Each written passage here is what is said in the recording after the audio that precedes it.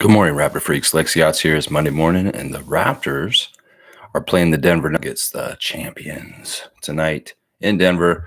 And also, the Raptors 905 are in Osceola, Florida, and they will be playing the G League team of the Magic today also. So I've got to preview both games for you.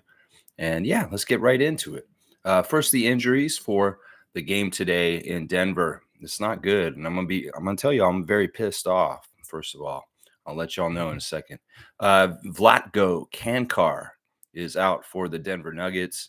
He had surgery on his left knee in August, so he's been out this whole entire season. It seems that he is the only injury of note for the Nuggets, that there is nobody else on this list. Of course, the champion Nuggets are the same starters as last year: Jamal Murray, KCP, Michael Porter Jr., the brother of Jonte. We could have the Porter brother matchup today, possibly. In fact, I think that's pretty likely, guys. I think it's very likely, especially when I tell you our injury report. We're going to see Jonte versus Michael tonight. The brothers will face each other. Watch. Aaron Gordon at power forward, Nikola Jokic at center. Their bench looks as such: Reggie Jackson, Christian Brune, Justin Holiday, Peyton Watson, Zeke Naji, Colin Gillespie, Julian Strother. Let's see, DeAndre Jordan, Jalen Pickett, Braxton Key, and Hunter Tyson, Jay Huff. These are the names on their bench. So yeah, they got a lot of young guys that nobody knows they're coming up. They kind of do stuff like Brone, Colin Gillespie, a big time shooter in the G League this year. Yeah, this is Strother also getting a lot of notice earlier in the season. Yeah, this is an interesting Nuggets team. They really valued their starters, and then they replenish their bench with young guys that have like some talent and that they can contribute right away. Like Christian Brune was a huge part of their winning their championship as a rookie. So very interesting team, the Denver Nuggets, as of course they're the champs, and they've been kicking butt lately, like kicking butt. They don't lose very often. In fact, the last time they lost was to the Phoenix Suns in overtime last Tuesday, and they have won like 8 of their last 9 games.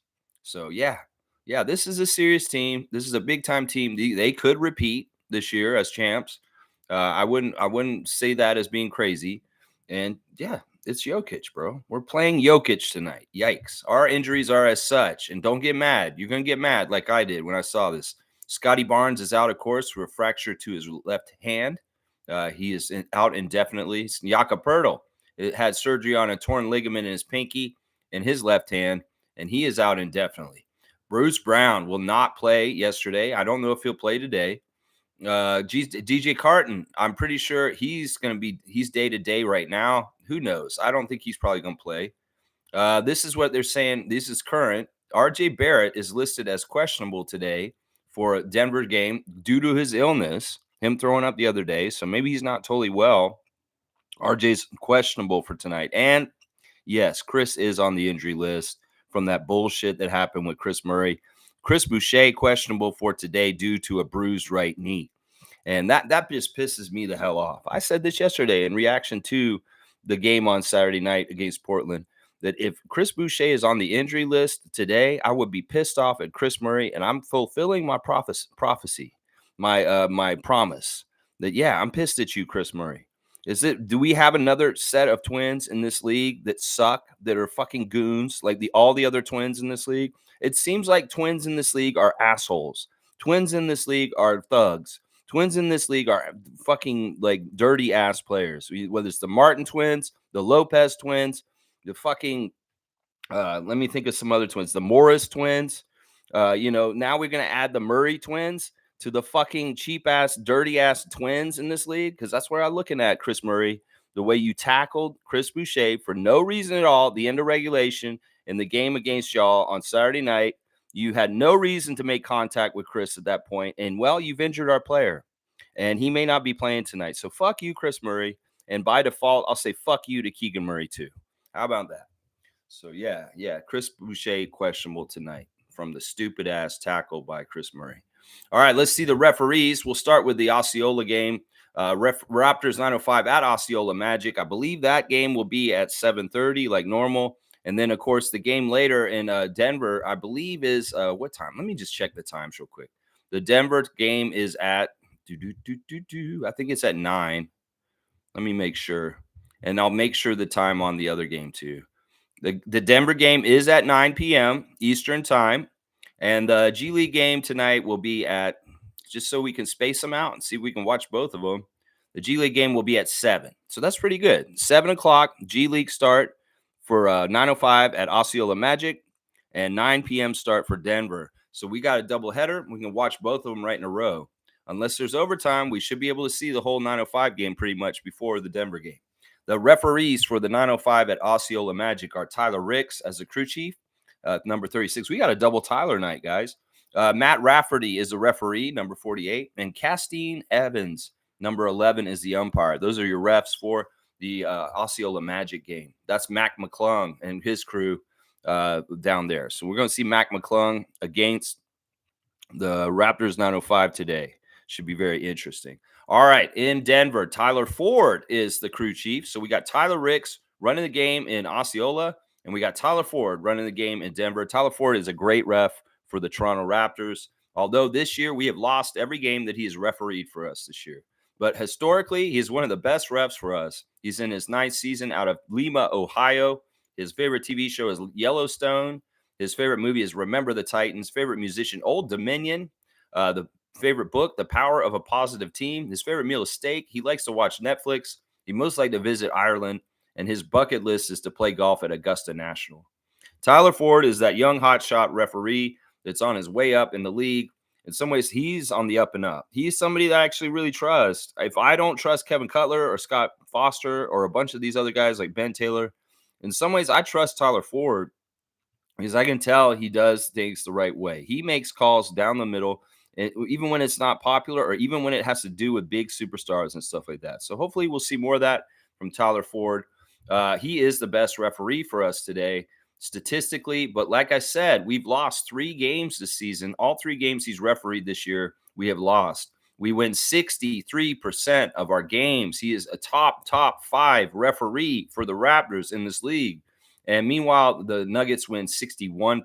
So 63-61 for the Raptors. We've actually won more with Tyler Ford than the Nuggets. And that's a big deal. But we've lost 3 in a row this season under him. Sean Corbin is the second ref today, number 33, 29th season out of Baltimore, Maryland. His favorite TV show is CSI Miami. He likes the Godfather movies. His favorite musician is Brian Culbertson. His favorite book is Quiet Strength. His favorite meal is steak and lobster. So we're getting steak guys in here. You got to get steak for Tyler Ford. And, well, Sean Corbin wants steak and lobster. His favorite app is the News app. He'd like to visit Johannesburg. His bucket list is to drive cross country in an RV. And his hidden talent is cooking. Now, if we did the talent show, would you do like Iron Chef kind of stuff? Sean Corbin, would you get up there and do like Morimoto and make a show of it? Because if we know cooking can be exciting if it's on like Food Network and people have a timer and they're missing ingredients and they make mistakes. But in some ways, I don't know if that'll be exciting for the referee talent show at All-Star Weekend. If you're just up there cooking some food, I don't know. I don't know how to incorporate this into our talent show, Sean. I'm sorry. You want to cook on the talent show? Okay, we'll let you cook. We'll let you cook. Yeah, he played baseball and basketball at Coppin State University when he was younger. Sean Corbin is very interesting this year. In some ways, I didn't like Sean Corbin before the season, but I'm starting to like him more. We won 53% of our games, and we won the 2 games he's refereed this year. So we're 2-0 this year with Sean Corbin. The Nuggets win 48% of their games. So the split is in favor of the Raptors with the second ref also, 53-48 for the Raptors. The third ref is the lawyer. Yeah, fuck this guy. Brent Barnecki, 14th season out of Hamilton, Ohio. His favorite TV show is Ozark. His favorite movie is For the Love of the Game. Favorite musician, Chris Botti. Favorite book, Ego is the Enemy. His favorite meal is chicken parmesan. So wait, why didn't you want steak too? These 2 guys want steak. You want a chicken parmesan? Okay, we'll go get you something off the kids menu, my guy. All right. Favorite book, Ego is the Enemy. Favorite app, FaceTime. He'd most like to visit Italy. And his bucket list is to Great Barrier Reef scuba dive. That's right. Barnecki has a doctorate from Nova Southern University Shepherd Broad College of Law in Florida. He is an experienced civil trial lawyer. There you go. Yeah, Barnecki is the worst ref for the Raptors today. Our record with Barnecki is not great. We've lost 4 games this year. All 4 games Brent Barnecki has refereed for us this season has been an L for the Raptors. We win 46% of our games history with Brett Barnecki, and they win 69%. So it's a huge split for the Nuggets, 46 to 69 for the Denver Nuggets. So there's your ref crew. Tyler Ford, Sean Corbin technically favor us. Brent Barnecki definitely doesn't. And yeah, a couple of the refs we have not won when they've refereed this year. Tyler Ford and Brent Barnecki. Sean Corbin's actually good luck this year, which is crazy. I wouldn't have thought that. Wouldn't have thought that. So yeah, the refs. I mean, I like Tyler Ford. In some ways, I trust him. I don't know why. I should stop saying I trust refs, but some reason I trust Tyler Ford. I really do. I feel like he's on the up and up. And NBA, if you really want to look like you are on the up and up, you should have more referees like Tyler Ford. I'm going to say that right now. All right, let's see what y'all are saying today on this Monday morning. Hope you got up on the right foot. The daylight saving times hasn't been hitting you too hard this morning. Hope that's true. Let's see what's going on here. Cowboys first. Good morning, Lex and Raptor Freaks. Win or lose, let's go Raptors. That's right. Dap my man, Bradley. Dap. Pepperman. Ganja Farmer. Yes, my guy. Canadian cowboy. Always happy to see him. Isaac Campbell's got the parade of Raptor heads on blast right now. The benevolent Isaac Campbell holding it down in the Ottawa region. Yes, so benevolent, my man Isaac. Yes. Nako saying I made it out of jury selection today. Nuggets are gonna repeat. Wow, Gerald. Gerald is winning in life.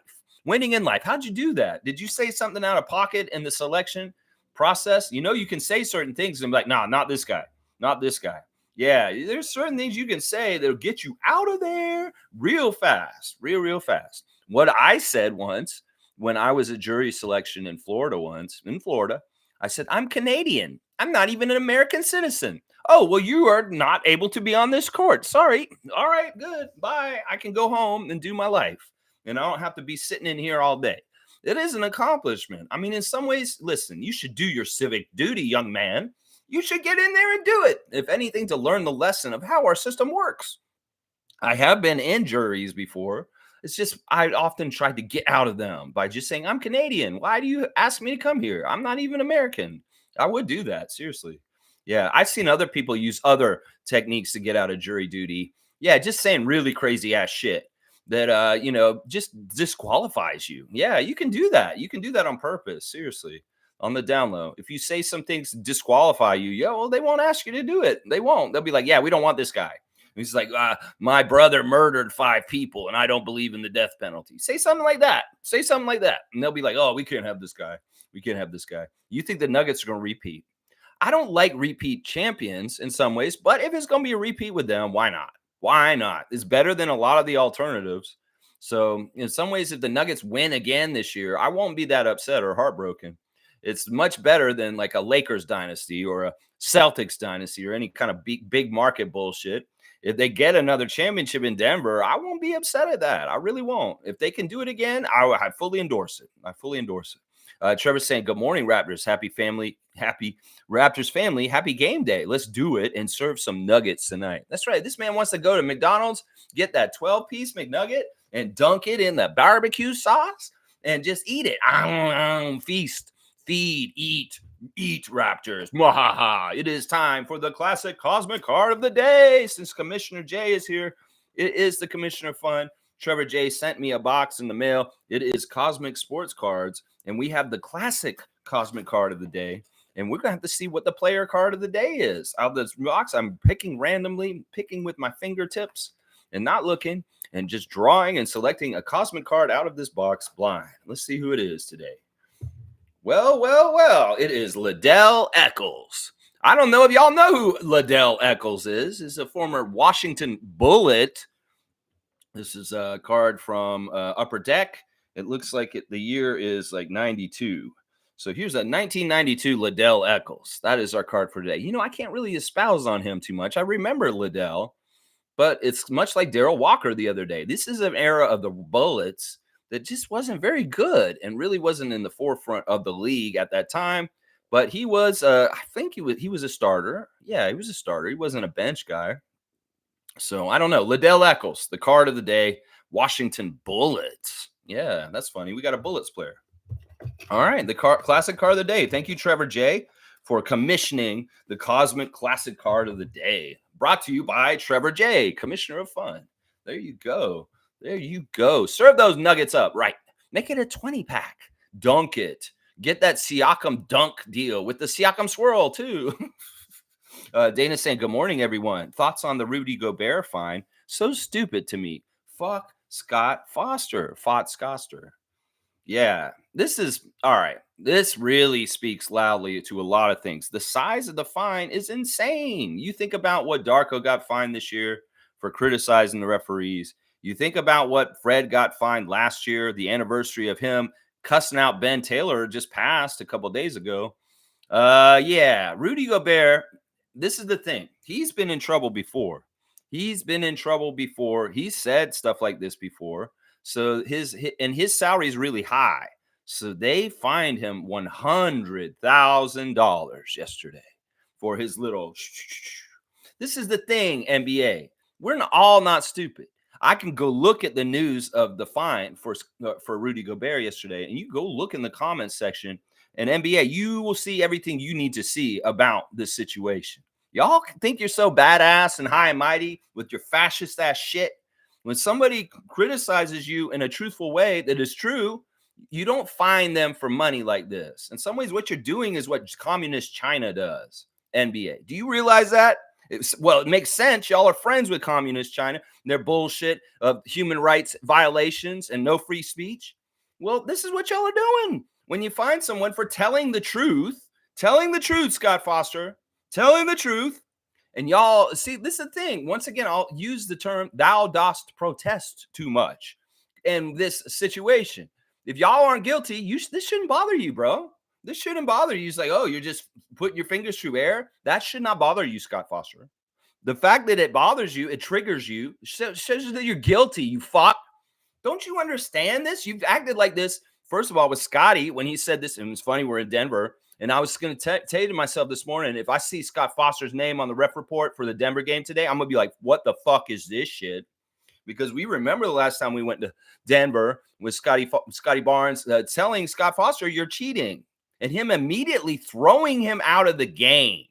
Like, that is an overreaction to one statement from one person.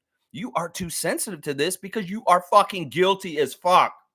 If you were cool as a cucumber and acted like it didn't matter to you because you're not you're not guilty, you would let it fly off you. But you're so sensitive to it because you are fucking guilty, Scott Foster.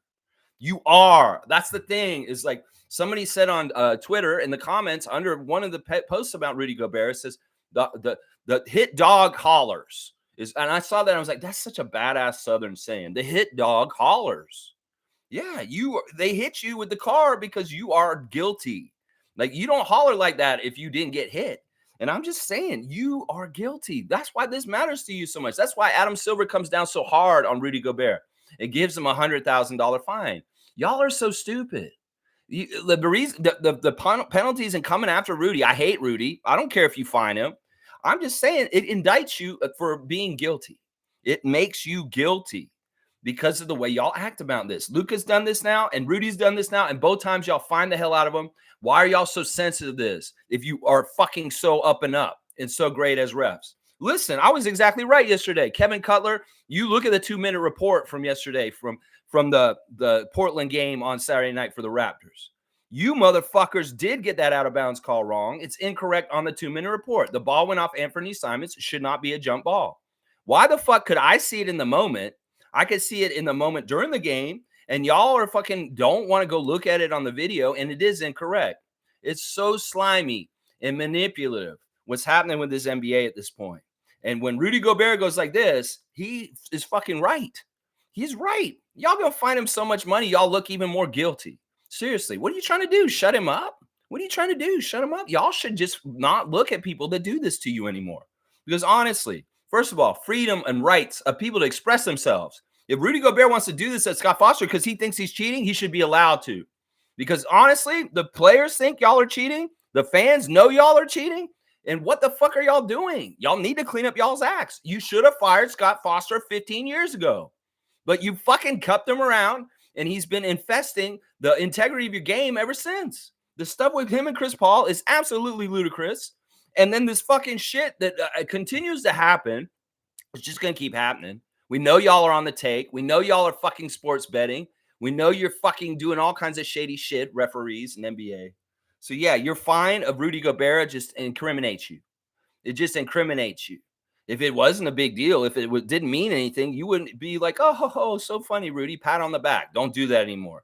No, you make a big deal out of it. You come down hard on him. Well, you seem guilty.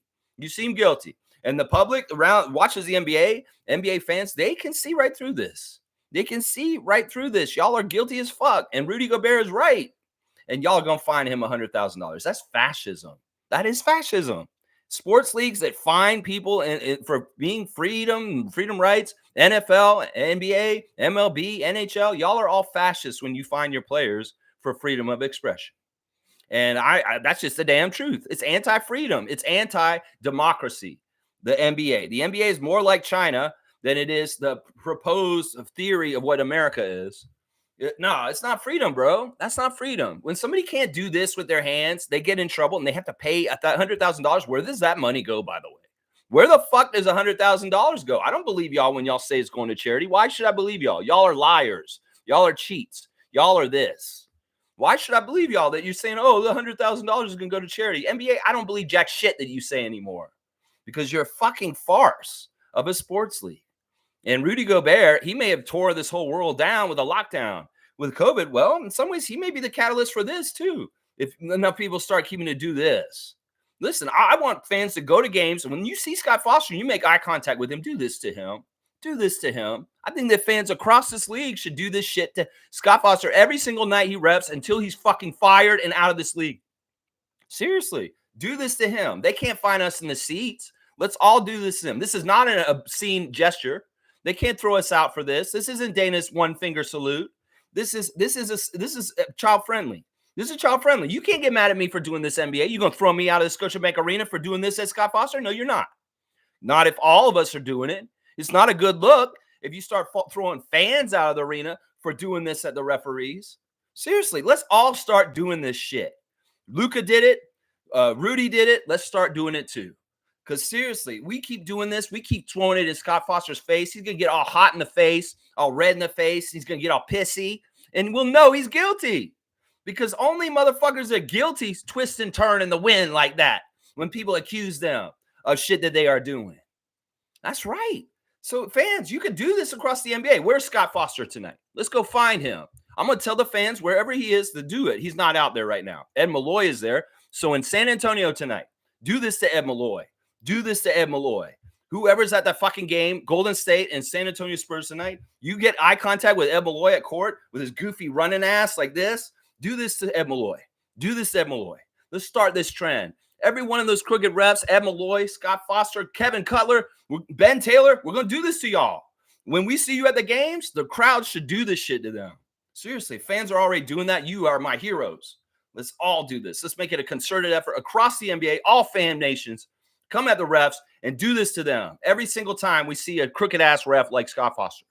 Yeah, Adam Silver. Yeah, NBA. That's right. Thank you to new member. We have a new member, Kareem Thomas. Welcome to Purple Level membership of Raptor Freaks. Kareem Thomas in the house. All right, let's see. All right, let's keep going with the comments. Yeah, that pissed me off. That $100,000 fine for Rudy Gobert. I don't like Rudy Gobert. I hate him, honestly. This symbolizes COVID and stupidity and, let me touch the mics and make a big deal. You dumbass. How does he feel about that since? Like, you saw what happened afterwards, Rudy. Do you feel like you're a dumbass for the way you fucking fondled all the microphones that night after you saw how many people fucking died in the pandemic over the months after that? Yeah, I wonder how stupid you feel. See, I can go after him too. Fuck this, Rudy Gobert. What the fuck are you touching the microphone all like that? Don't you feel stupid after so many people died in the pandemic? You were so goofy about it at the beginning. Yeah, you fucking idiot. See, I don't like him either, but I can do this to Scott Foster in unison with Rudy Gobert, even though I don't like him. Yeah, Trevor J saying, the less you respond to negative people, the more peaceful your life will become. Yeah, I hear you. Move into the country, going to eat a lot of peaches. Let's see. Trevor's saying Nets win, Hawks lose. All right. Yeah. It looked like Dennis had a good time last night. Dennis is really enjoying being on the Nets. I know that he really loves the color scheme of the Brooklyn Nets, the black and the white, favorite color scheme. In some ways, that's one of the best things about it. But he had a really good, crazy ass circus shot three, high arcing, crazy ass shot. It's beautiful. You should see the highlight, y'all. And yeah, I'm happy for Dennis. I mean, he's in the same boat as he was with us. He's on a team that's going to lose more than it's going to win. It's not going to make the playoffs. In some ways, he's just playing for spirit and competitiveness and in himself. I'm so sad about how things went with Dennis this year. I do not like it. I do not like it at all. And in some ways, I will overcompensate by cherishing him as a great Raptor alumni forever, even if it's a half season. I don't give a shit. We celebrate Bismack for 1 year. And, well, I'm going to celebrate Schroeder for a half year. I would love for him to come back. And he said he wants to come back too, if it could happen, but I don't think it will. I don't think it will. Sadly, it is what it is. Dana's got the 2-finger salute for Chris Murray today. You know what? You showed such disrespect for Dana for Chris Murray. You spelled his name wrong. I love it. Don't spell his name right, that fuck face. Yeah, fuck you, Chris Murray. You don't even do anything in this league. Your brother's a big name. He's done a whole bunch of stuff. The only thing I know for you is that you hurt our guy, Chris Boucher, now. So fuck you, Chris Murray. This is your note of distinction. A sorry-ass tackle afterwards. That's some Caleb Martin shit. That's some fucking Brooke Lopez, Robin Lopez bullshit goonery. Twin goonery is the worst goonery in the league. And all these twins in this league are menaces. Fuck these twins. Even you, Shampennies. That's right. Fuck all the twins in this league. You all can kiss my ass. That's right, Murrays. You fuckers. That's right. 2-finger salute from Dana and me to you, Chris Murray, on Monday morning for you tackling Chris Boucher for no reason. Super fan Monique Lawrence is here. Good morning, Raptor Freak family, and happy game day. Just battle. Begin battle. Yes. You know, listen, we're playing the champs. We're playing Denver in Denver. You know, nobody thinks we're going to win this game. That's when these kind of things happen. It's a really weird league in these kind of ways. I don't know. If we could win this game against the Nuggets, the champions tonight, that would be fantastic. Of course, they beat us in Toronto already this season, so they're 1-0 against us for the season. But if we can somehow, some way, figure out a way to win this game through effort, playing very smart, you know, some ways, some of the things that killed us against Portland are things we've got to do better tonight. No second chance, no turnovers, really get to their shooters. You know, there's a couple of ways we can try and help ourselves. Now, the Jokic matchup's going to be very difficult for us tonight, I believe, just because, I don't know, Olynyk's probably got some good time served trying to guard Nikola and being a Western Conference center for a good number of years in recent years. But still, it's not easy task for anybody because in some ways it's not about guarding Jokic. It's about him getting to other people and getting them involved. So there's various ways you can handle the Jokic offense. In some ways, it's like, don't even let him get the ball. That was Nick Nurse's philosophy. Just deny Jokic the ball as much as possible. Don't even let him touch that ball if you can. Now, I don't know if we have the personnel and talent on our team to deny Nikola Jokic the ball for most of this game today, but we can give it an earnest try. You know, 2 teams show up. One team's going to win. The percentage of being our team winning is not good, but it is still there. And we will say that. So anything can happen. Just battle. That is the war cry from superfan Monique Lawrence today. Just battle, Raptors, and see what happens. Who knows? Who knows? Crazy stuff can happen. Fiercely saying, good morning, fam, and happy game day. Happy game day to you, Fiercely Salsera, my good friend, Fiercey. And Cowboy saying, everyone smash and dunk the like button. Yeah, I like that. Cool Cat's here. Good morning, Raptor Free crew. Game day, baby. Double game day. We got a 7 o'clock game and a 9 o'clock game. If you like Raptors, you can watch 2 games in a row. 9:05 versus Osceola Magic and the Mac McClung show. And then we got the Nikola Jokic show later on at 9 p.m. So, yeah, we got 2 games. That's right. That's right. Let's see. Fierce. Wait, here we go. Let me see. All right. I don't want to jump. I know I jumped a bit yesterday. And I don't want to do that today. Let's see. Fiercely saying, thank you for the words of wisdom, Trevor J.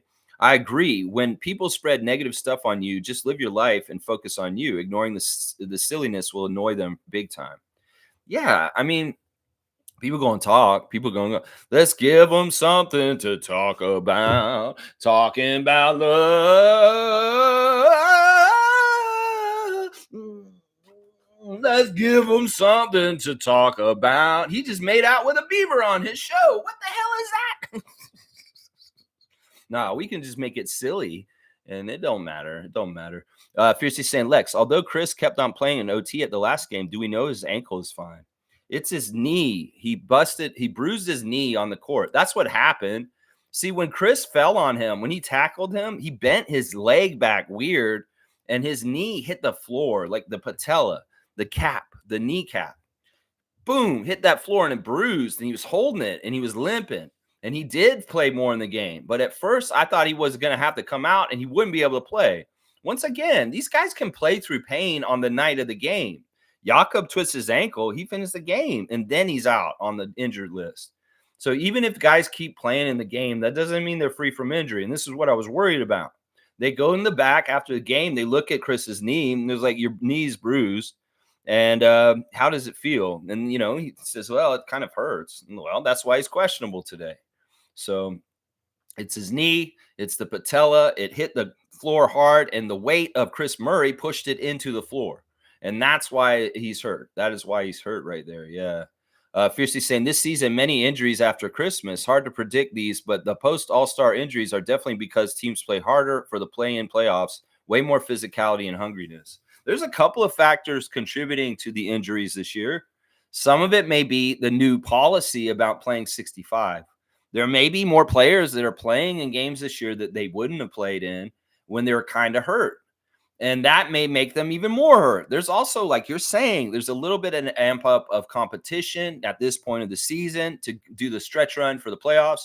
There's also a trend with the NBA refs of allowing a lot of physicality right now. And that may be the thing that's contributing to it the most. There's a lot of dirty ass shit, and physicality and contact that's going on in the NBA is normalized because there's no defense in the league. They're allowing that shit right now. So in some ways, some of this dirty shit is contributing to the injuries. You can see how Chris is hurt because of dirty tackle by Chris Murray. And that's a lot of this kind of stuff that I'm talking about right now. Now, some of it's freak accidents like Jakob and Scotty with the way they hurt their hands. And then some of it is just like really tragic, crazy shit like Marquise Noel. It's a lot of people are getting hurt right now. It's true. It's true. Now, there's two different ways you can look at this. Do people like really, are they getting as hurt as before than ever? No, it may not be. It's just that we are very sensitive to minor injuries, and you will go on the injury list for a minor injury. Some of these minor injuries in the past, guys would play through or just not even make a big deal out of them or wouldn't be known. But at this point, with the way the NBA is, the players are commodities. They invest a lot of money into. They want to be safe with them. There may be guys that are getting on the injured list because they just are being overly safe. So there's a lot of different factors that are contributing to the swath of a lot of injuries at this point in the season. Yeah, and some of them are really bad, and they're injuries that ended this season for some of these players. And some of them are just little piddly things. Who knows? But there's a lot of contributing factors. And I think that you got a couple of them there, Fiercey, for sure. For sure. The stretch run and playing harder. And yeah, the referees is a big one. The referees is a big one. They're allowing a lot of shit that they didn't allow just a couple years ago right now. They really are. Let's see. Nako's saying court case was canceled. My grand plan was to go in smelling like weed and acting aloof. Well, just be yourself, Gerald. I'll also say I'm not a huge fan of the jury system in general. It's actually, in some ways, it's a really good system. Honestly, I'm not gonna lie. That in some ways, it's worked for so long. It's important. You should be judged by people of your peers. Now, as long as they're your peers and people that are like identify with you, there's a big problem in the history of the South of putting black men on court with all white juries. That's not a jury of his peers. That's not people that can identify with him in the racial aspect of things. So that doesn't help anybody. That's the important thing about the jury. The jury should be people that are ordinary people that reflect the person that's on the bench. And, that's part of the problem. I've been through a jury trial myself as the person in trouble. I've sat in court and taken a stand and had to testify in front of a jury where I was the one who's getting determined. Well, guess what the jury told me? Not guilty. That's right. So it's a crazy process. Gerald, but take it from somebody who went through it himself and was in the court case and the defendant. Well, it worked out for me. My lawyer made a good case. The cop was caught in a lie on the stand, and the jury adjudicated properly. Not guilty. And boom goes the dynamite. There you go. It's a weird system. It's nothing can be perfect, and it's really the selection that can determine whether that jury is a good jury.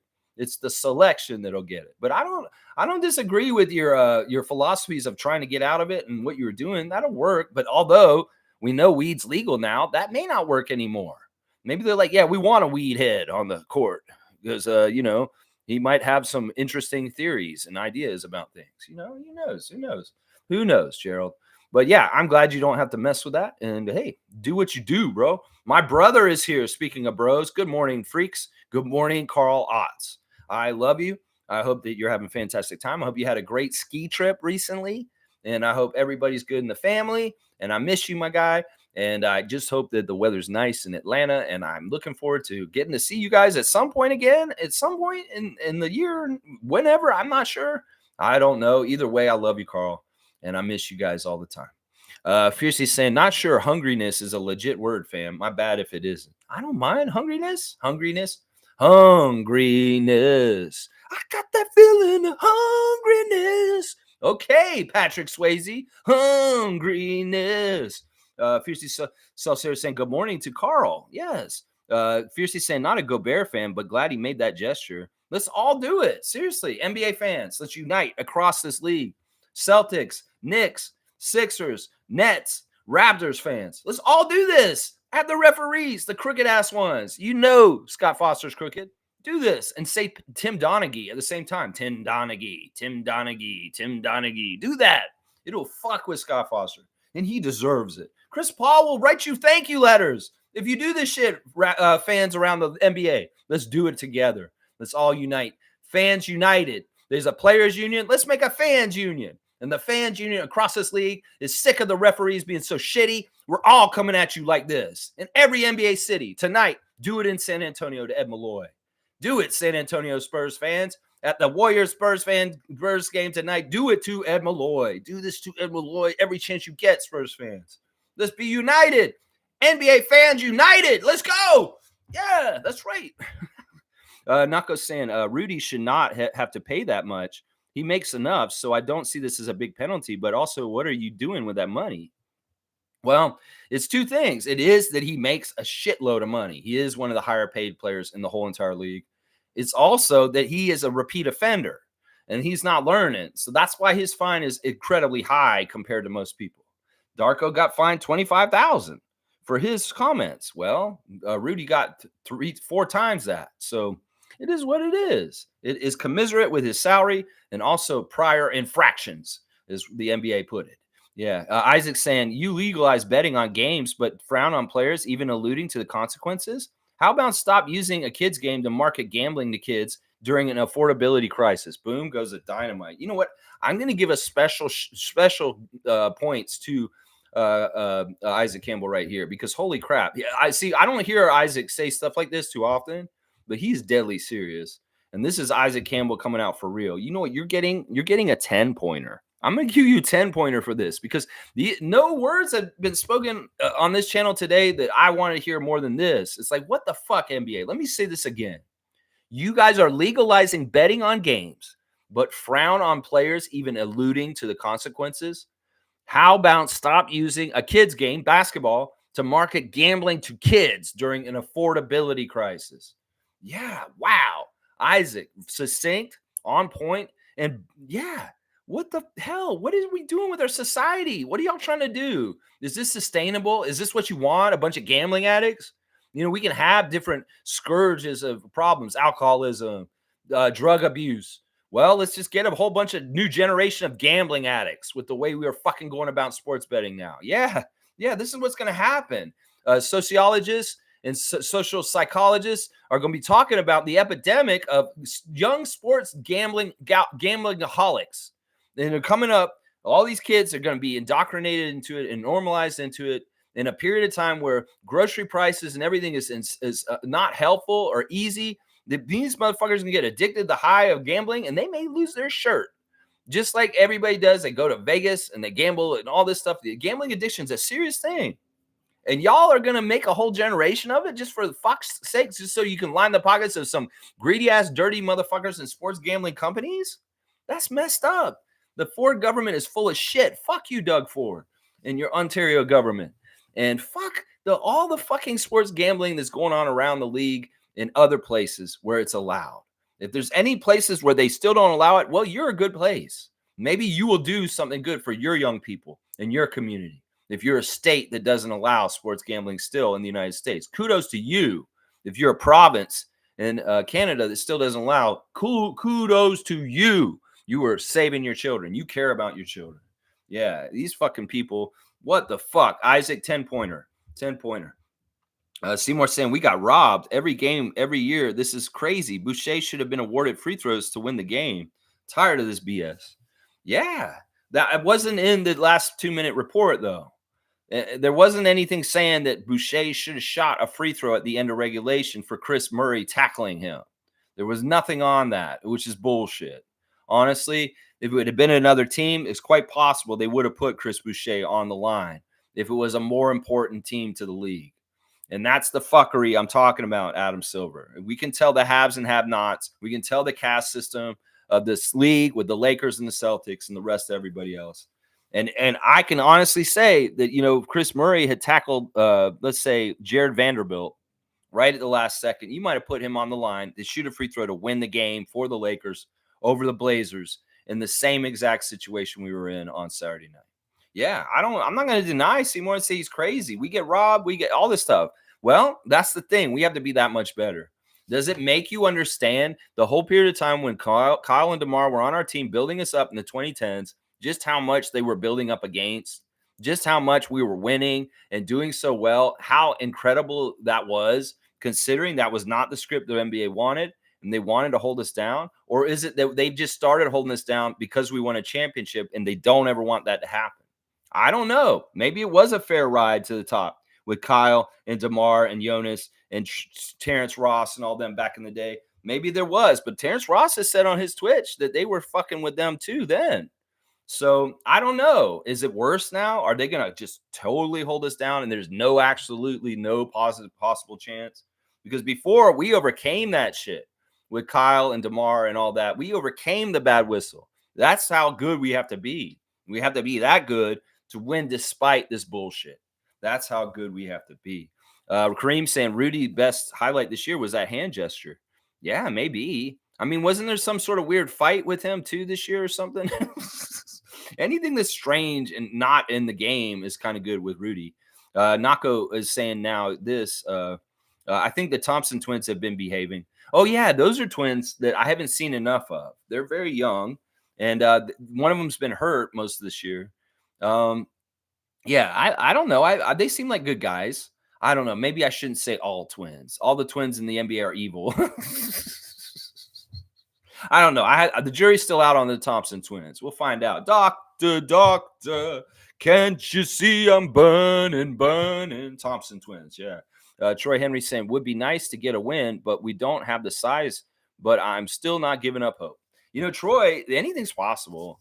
I mean, we're down in the dumps. Maybe the NBA will throw us a bone. Maybe they're mad at the Nuggets for some reason. Maybe they're like, you guys shouldn't be champions. You look like you're going to be champions again. Maybe they'll railroad us or to a win. I don't know. Tyler Ford's a very fair on the up and up ref. We're going to get a fair shot with him. It's not like Scott Foster. Tyler Ford will give us a fair shot to win this game, guys. We just got to do our part to try and get it. But yeah, it'd be nice to win. We'll see if it's realistic. Probably not. Nako's saying if Scotty were in, we'd have a chance. I don't have high hopes, but who knows? Yeah, I mean, we just keep getting more people added to our injury list. You know, Chris is on there. RJ doesn't look like he's going to play again tonight. So, yeah, what the hell are we going to do? What the hell are we going to do? More guys are missing instead of coming back. Yeah, it's the end of Tampa season all over again right now. Nako's saying, wait, I already read that. Bryce is saying, good morning, Lex and the Raptor Freaks. Good morning to you, Bryce. Good morning to you, Bryce Lawson. Fiercey saying, you're right, Lex. It's a message to shut the people up or else they will pay consequences. If you're fair and honest, you should not feel attacked by these gestures. Just saying. Yeah, this is all he did. This is all he did, Scott Foster. Oh, you poor Scott Foster. This is enough to really get you that mad. And yeah, technical. You didn't throw him out though. You got so mad at Scott, you threw him out, like double tech like that. All he said is you're cheating. He said you're cheating. Why do you get so upset about that, Scott Foster? When somebody does this to you or says you're cheating to you. Yeah, you are guilty. That's why. You are guilty of what we're saying. That's why. Bryce is saying, I dislocated my patella in high school. It's a very tender area. Yeah, I mean, it's weird. It's like to protect the cap of your knee, and it's awesome. I have a weird story about my patella. I was working at a gas station when I was 16 years old, a Dixie gas station, and I was full service gas person. That job doesn't exist anymore, where you sit in the booth and you pump people's gas and you wash their windows and check their oil. I used to do that job when I was a teenager. Well, the pumps at the gas station that I worked at, I'd have to read them because none of it was computerized. You'd have to read the numbers that they scroll. And at the end of my shift, I had to find out how much gas I sold and figure out how much money should be in the till. So at the end of the nights, I would have to read the little numbers, how they rolled on the gas pump to tell how much had been sold. And they're little and they're underneath in the old gas pumps, not the computerized ones that they have today. And well, the glass of the gas pump was fogged over and I couldn't read it. So I had to take the glass panel off of the gas pump to read it. Well, I dropped it on my knee and it cut right into my knee. And I could see my patella bone because that glass from the gas pump broke on it. Oh my gosh, this is freaking me out. I had to go to the hospital and get stitches. I was just about to get off shift. My dad had to come and help me get home afterwards. It sucked. But yeah, I've seen my patella before and it's weird, the bone of it, like through my skin. Yeah. Oh man. But I got the stitches and I still have the scar on the top of my knee. It's kind of interesting. Yeah. Let's see. Cool Cat saying players have to realize that when someone beats you to a spot, don't bother to foul the player and cause injury. Just let it go. Yeah. It's so dirty. I mean, we have to say this. It is the scramble of the last second of the game. So a little bit more panicked and a little bit more frantic. That is that seconds, and they see Chris there, and he's desperately trying to stop him, but he's late. He is late to get there to stop him. So instead, he goes for his legs. That's messed up. That is very messed up. And there's no repercussions or consequences for shit like this, which is too bad. I agree with you, Cool Cat. But in that heat of the moment in competition at the end of the game, these guys are going all out, even if they're second too late and they hurt somebody by accident. Yeah, it's bullshit. Fiercely saying, I demand the name of the charities collected on these fines. It would be ironic if it was charities for people with addictions promoting how to gamble responsibly. That's hilarious, Fiercely. And I'm going to give you a 3-pointer for that. That would be really ironic and kind of funny. If it was like a charity for gambling addiction that they give all this money to, I'm going to give you a 3-pointer for that. That's pretty good. 51, Fiercely Salsera. Yeah. Yeah, I mean, I want to see this list too. Jill, write a letter. Jillian, please, if you see me later, if you're not here right now, Jill, write a letter to the NBA asking for the delineation of the monies and how they are distributed from the fine of Rudy Gobert's 100,000. We want to know where that money goes. We need to audit Scott Foster and his personal accounts. We need to audit Ed Malloy. And we need to find out where these fine monies go to. NBA, Joe Dumars, Adam Silver. Tell me where it's going. Tell me where it's going. That's right. Superfan is saying, glad 905 season is almost over so Eric Curry can go fly a kite. I love you, Mo. I love you, Mo. You know what? I'm going to give you a dunk for that because in some ways I'm exactly with you. I'm just like, I will have to say, Monique, though, Superfan Mo, I do have to say he has gotten better. I got to say this for about Eric, that you know what? He's actually shown a development curve as a coach. His first year was a mess. He was absolutely shitty. This year, he's mostly shitty. But recently, he's showing that he's actually learned from his 2 years of coaching. And I can tell he's a better coach now, presently, than he was when he first showed up with the 905. So I will give credit. He's been developed, and he has become a better coach over time. But that doesn't mean I want him to coach anymore. And I'm totally with you. He should go fly a kite. I'm totally with you on that one. Bryce is like, yeah, he's got the money symbol. It's like, what the fuck is this? Scott Foster. Yeah, let's all do this to them. Every single NBA game. Every single, yeah, especially the crooked refs like Scott Foster and Ed Malloy. Do this to Ben Taylor. Do this to Kevin Cutler. Do this to them. Just do this to them. And what the fuck are they going to do to us? If there's like 30 of us at courtside doing this shit to them, what the fuck are they going to do to the fans? Seriously. That's not obscene. That's not like a kid. Get the kids to do it. It'll be fun. A family fun event. Hey kids, let's all go do this to the crooked ass refs in the NBA at the NBA game tonight. Let's all go down there and do this. What are you going to do, NBA? Adam Silver, you going to fine a 6-year-old for $100,000 if he does this to Scott Foster? You going to fine a little kid? You fuckers, you crooked ass motherfuckers, you're dead to rights. Dead. You're guilty. You are guilty, you motherfuckers. That's right. Fiercely saying twins in the league. Murray, Thompson, Martin, Morris, Lopez. Who else? Twins are double trouble. Champagne. Yeah.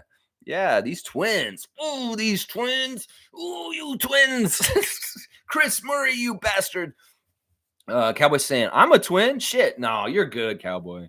I'm just, I mean, there are a lot of goon twins in this league. I mean, you know, it's true. The Morris twins, the Lopez twins. Come on, the Lopez. Oh my gosh. And we've had our incidents with the Martin twins. Martin, Caleb, Coloco. Yeah, your guy Coloco had a twin run in, Bradley. Yeah. Bradley, we know you're a good twin. If there's an evil twin and a bad twin, a good twin, Bradley's the good twin. I don't know Bradley's brother. No, Bradley, it's all good. I shouldn't be like twin hating. In some ways, that's like weird racism. I hate twins. Oh, what do you mean? My best friend was a twin growing up. He had a sister, but yeah, he was a twin too. So, I mean, my best friend when I was growing up was a twin. So, Bradley, don't worry. It's just twins in the NBA. How about that? Twins in the NBA. Started with the Van Arsdales. All right. Kareem saying, Lex, who's your greatest player of all time, excluding Bill Russell and Lucinda? And why MJ is mine and you disagree with me? I hope you step in dog shit. What do you mean? I know the greatest player of all time that ever played in the NBA is Michael Jordan. I'm not going to say LeBron. Why would you think I would say LeBron? I would never say that. I know Michael's the greatest player that ever played. I mean, listen, I don't know enough about Bill Russell and Lou Alcindor, but I can see what they did too. Those guys are big time winners too. But I saw Michael. I did see Michael. So yeah, I'm with you, Kareem. I'm not going to disagree with you. I'm not stepping in dog poop. No, don't tell me to second step in dog poop. Cowboy saying going up east, Gwillimbury to a place. Catch you guys later. Maybe if not later, Lex and Raptor Freaks. Have a great day, safe day. Let's go, Raps. That's awesome because that's up where I'm gonna be living, Bradley. So you may be coming up there to see me up near there soon because I'm not that far from East Gwillimbury, the place I'm gonna be moving to, Bradley. So yeah, you can go up there. Well, you're gonna be able to come and see me. And honestly, I'm gonna be calling to Doc when I get out there because I'm gonna have jobs I'm gonna need help with. So I'm gonna be calling Bradley at 647-833-6844 to Doc Services. They're cleaning service, but they're also a handyman service. And they're just a service in general. They can help you with carpentry. They can help you build stuff. They can help you get on your roof if you need to get on your roof. They can help you move heavy things. They can help you clean all kinds of stuff like windows, tile, ducts, eaves troughs. It's a great service. And it's as low as $89 an hour, depending on what job you need done by Bradley. So yeah, Tada Services, 647-833-6844 out in East Gwillimbury today. And yeah, I'm going to be calling him this year at some point. For sure, Bradley, you're going to have to come help me with something. I know you will. And I'm going to call you first whenever I have any kind of job like this. I'm going to call Bradley first because I know Bradley's a good guy for the job. That's right. That's right. Here we go. Yeah, Fiercey's laughing. Cowboy's a twin. Don't worry. We're not coming after you. I should preface this. NBA twins. They're a problem. I liked Horace, though. Horace Grant was a good twin. Harvey, a little suspicious, but Horace Grant, I always liked Horace Grant. Yeah. Cream saying Denver is my second favorite team in the NBA. That's because I travel there once a year for my beloved Broncos. I can't stop stressing that Barnes is on path as a joker.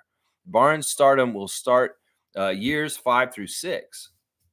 I think he's already started his stardom, Kareem. Why do you think he's not already a star? You say, I mean, listen, the comparison of Jokic to Barnes isn't that bad.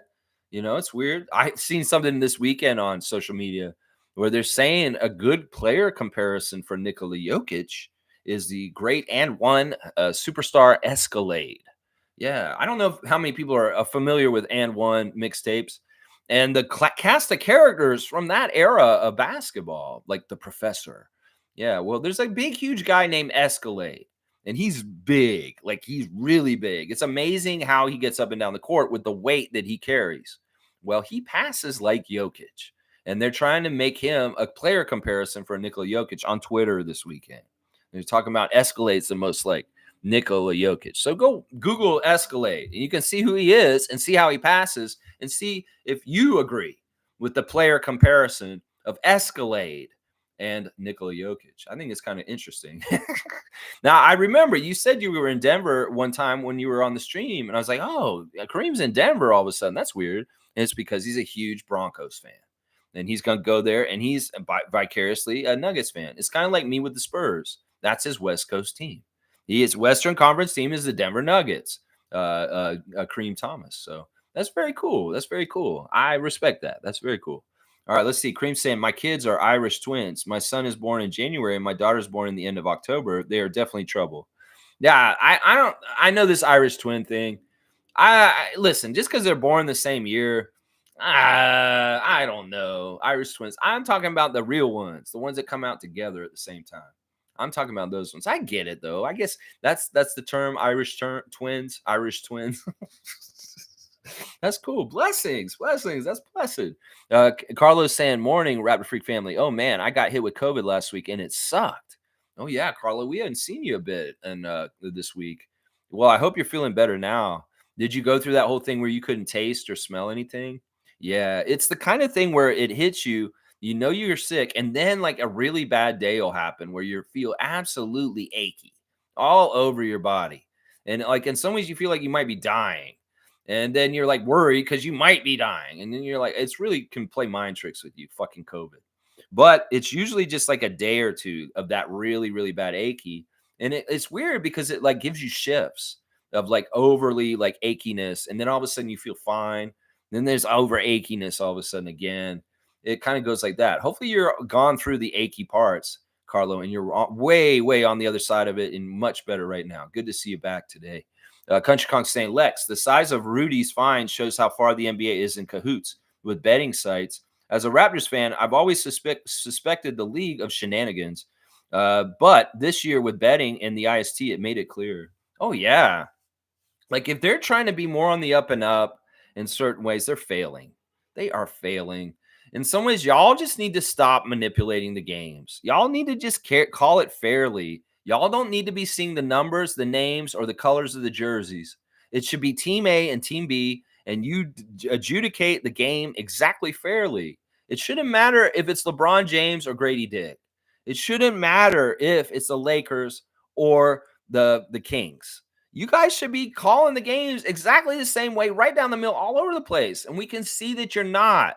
We're educated. We understand the rules. We can see what's happening. We can see fouls. We can see when you don't call fouls. We can see all of it. There's no hiding your corruption. So don't fucking talk to us like you're all on the up and up. You might as well just be honest with us. If Rudy's going to do this, and say, yeah, we do fucking gamble. So what are you going to do about it? I'd respect that more. If y'all were just up front and up and yeah, we are cheating. Yeah, we are doing this shit. But you can't do that.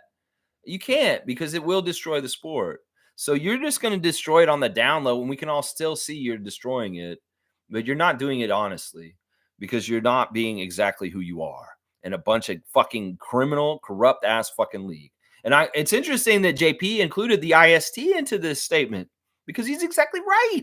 In some ways, the implementation of the IST this year allowed them to have high stakes manipulative games to really fuck up teams earlier in the season like they did us. The IST is a new opportunity for them to do really fucked up shit with the reffing. And they did that. They wanted to practice how they control outcomes. In some ways, they had a script they wanted to write that LeBron would win the IST, and they were successful. That's why I don't respect it. That's why I don't look at the IST as a huge success. It may have been exciting in the moment, but overall, it's a joke. You see it when you see LeBron and them were obviously script wrote to win the thing so that it's prestigious. So LeBron is the first person who's the MVP of the fucking thing and all that stuff. And afterwards, the Lakers suck so bad that you can tell the referees prop them up and help them get to the final of the IST and winning it. So this is so damn true what Country Kong is saying. The betting, the IST, and all this different stuff is absolutely ruining the game. Absolutely ruining the game. And yeah, exactly. Exactly. Trevor's saying twins are like birds of a feather. They flock together. Twins are interesting. Like I always wonder, Bradley could probably tell us about this.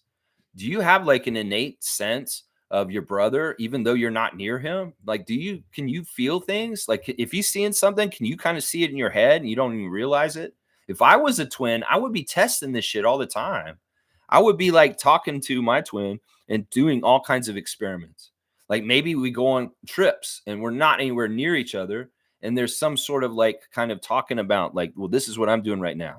I've always wondered about the stories about twins feeling pain at the same time, like Tomax and Zaymont from G.I. Joe, the bad guys, the executive bad guys for Cobra Commander. The twins. One had Scar on this side and the other one on the other side. Tomax and Zaymont. Well, they had the storyline was you hurt one of them, the other one gets hurt. So it's like G.I. Joe could utilize that. They hurt Tomax, it would hurt Zaymont by proxy far away. I've wondered about this because there are theories about twin connections. And in some ways, if we study twins more, and I know they do, we could maybe understand more about some of the sixth senses and ultra senses that we don't have.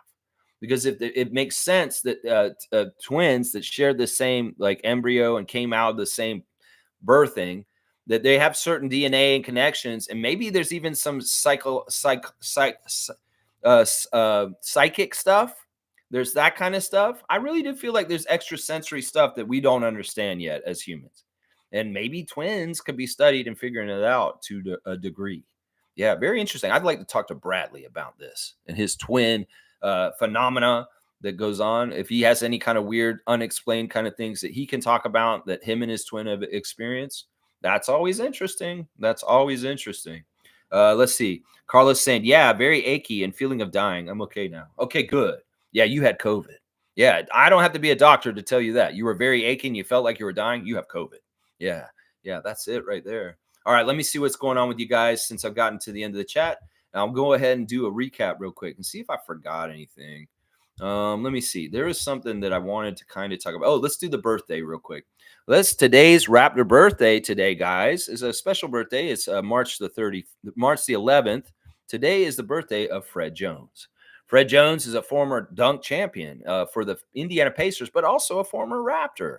So congratulations. Happy birthday, Fred Jones. I believe Fred Jones is, he was born in 79, so he's 4 years younger than me. So he is 44 today. I believe that's not, well, he's 45. 45. Happy 45th birthday, Fred Jones. Former NBA dunk champion and former Raptor, Fred Jones. Yeah, we've had quite a few dunk champions play for the Raptors over time. D. Brown, of course, Terrence Ross, Vince Carter.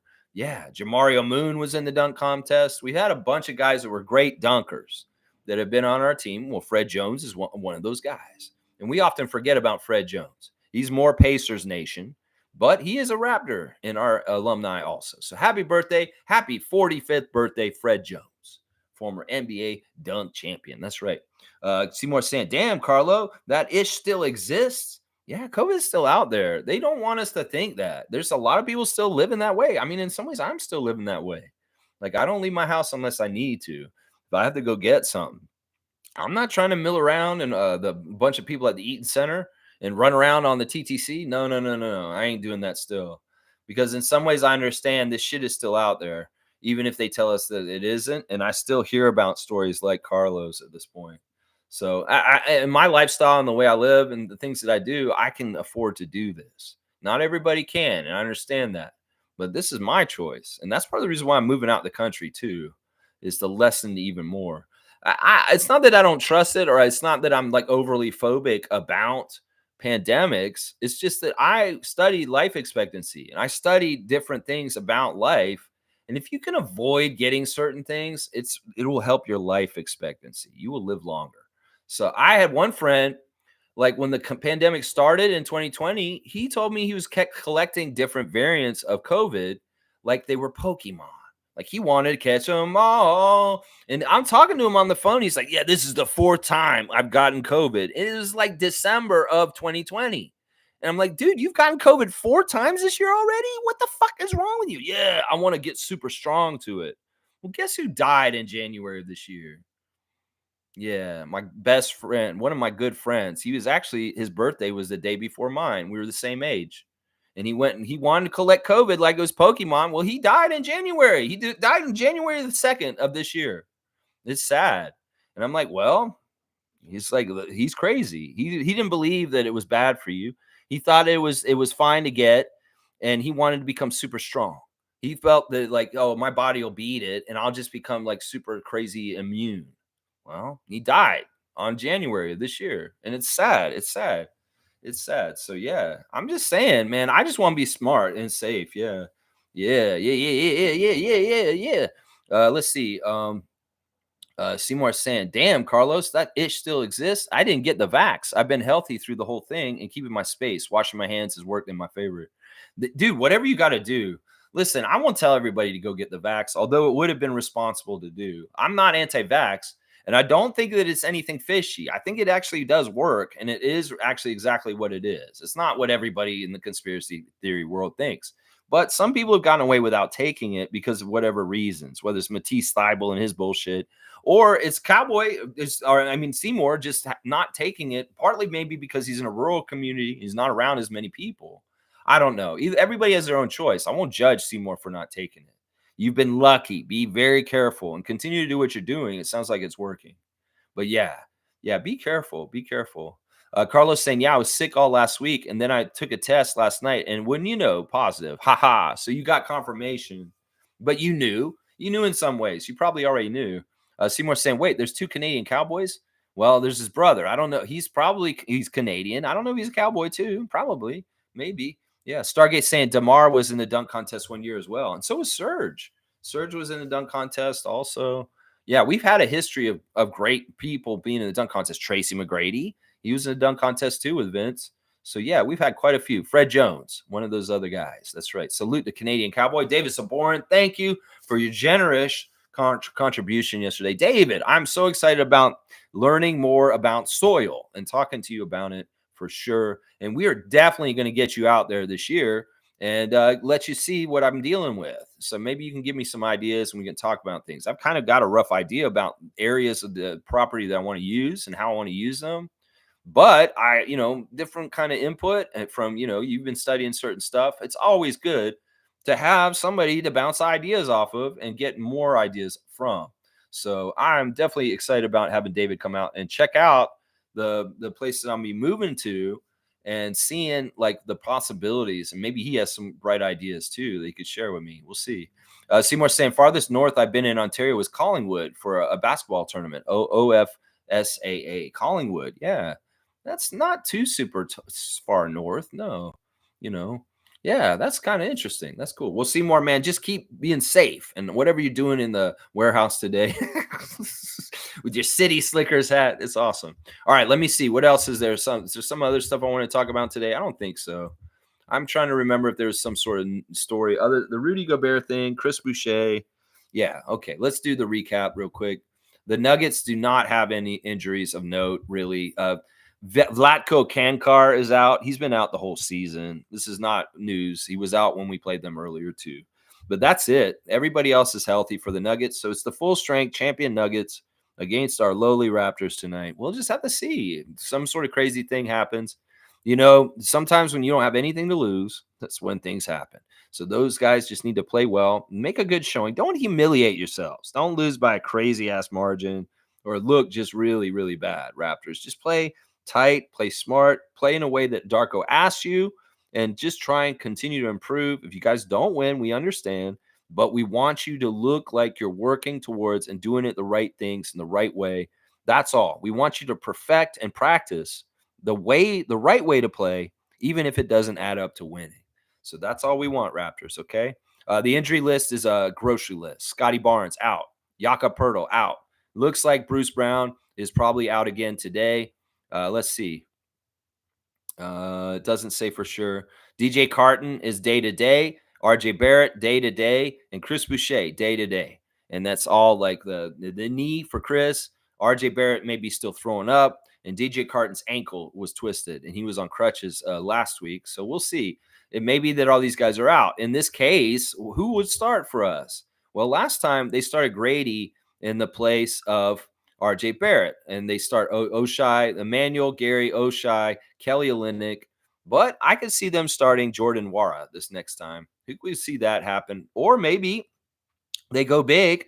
Maybe they do something fun and they put Jonte in the starting lineup with Kelly, and they have Jonte playing his brother. That could be very interesting if they put Jonte Porter on Michael Porter Jr. The brother matchup tonight is something to watch for. Seriously. That's going to be something fun. Like for our guy, Tom, family friend of the Porter family. I'm sure he's going to be watching that later for sure. C4C is here. Good to see you, C4C. Morning, crew and Lex. Thoughts on Darko so far this season so far? Man, I'm very happy with Darko. I think the circumstances this year are not being taken into account when most people gauge how he's done. Jack Armstrong said something on the broadcast that was exactly right last game, of the Portland game. He said, look, you can't judge a coach by the win-loss percentage. Too many people are doing that with Darko. It's really not the best indicator. You can have a really shitty coach with a really good record because the talent on the team is so good. They carry the team and they look good. I know there's a bunch of teams like this in the league right now where the coach is not actually good. The team is carried by the superstars on it, and the talent makes the record. Now, there's some coaches in this league, they're absolutely fantastic, and they don't win. Monty Williams is a very good example of this. The record in Detroit is more indicative of the roster build and the talent and the way it is than Monty Williams coaching. So trying to determine whether Darko's a good coach or not from our win-loss is really stupid. It's not the way to do it. And Jack was cautioning people in the broadcast the other day about this. He's saying, look, I know good coaches that have shitty winning records and really bad coaches that have really good winning records. So that's not what you should be gauging them by. Anybody who's judging Darko, you should be gauging them by, first of all, the most important thing this season is development. You should be gauging them by gains by our young players. I think looking at Grady Dick and Scotty Barnes this year, you could say these guys had huge leaps in development. And that is success right there. The fact that Grady Dick is starting games now from where he was at the beginning of this year is a success story. That is the stuff we should be working on and looking at right now as Raptors fans. It shouldn't be like, oh my gosh, he didn't play Boucher and we didn't have a chance to win. That's not what you guys should be looking at. In some ways, you guys can nitpick coaching decisions as far as rotation and whether Boucher played or this or that and get all wrapped up in that, but that's not worth it. Right now, it's about showing that he's teaching these guys good fundamental winning ways of basketball, even if they're not winning.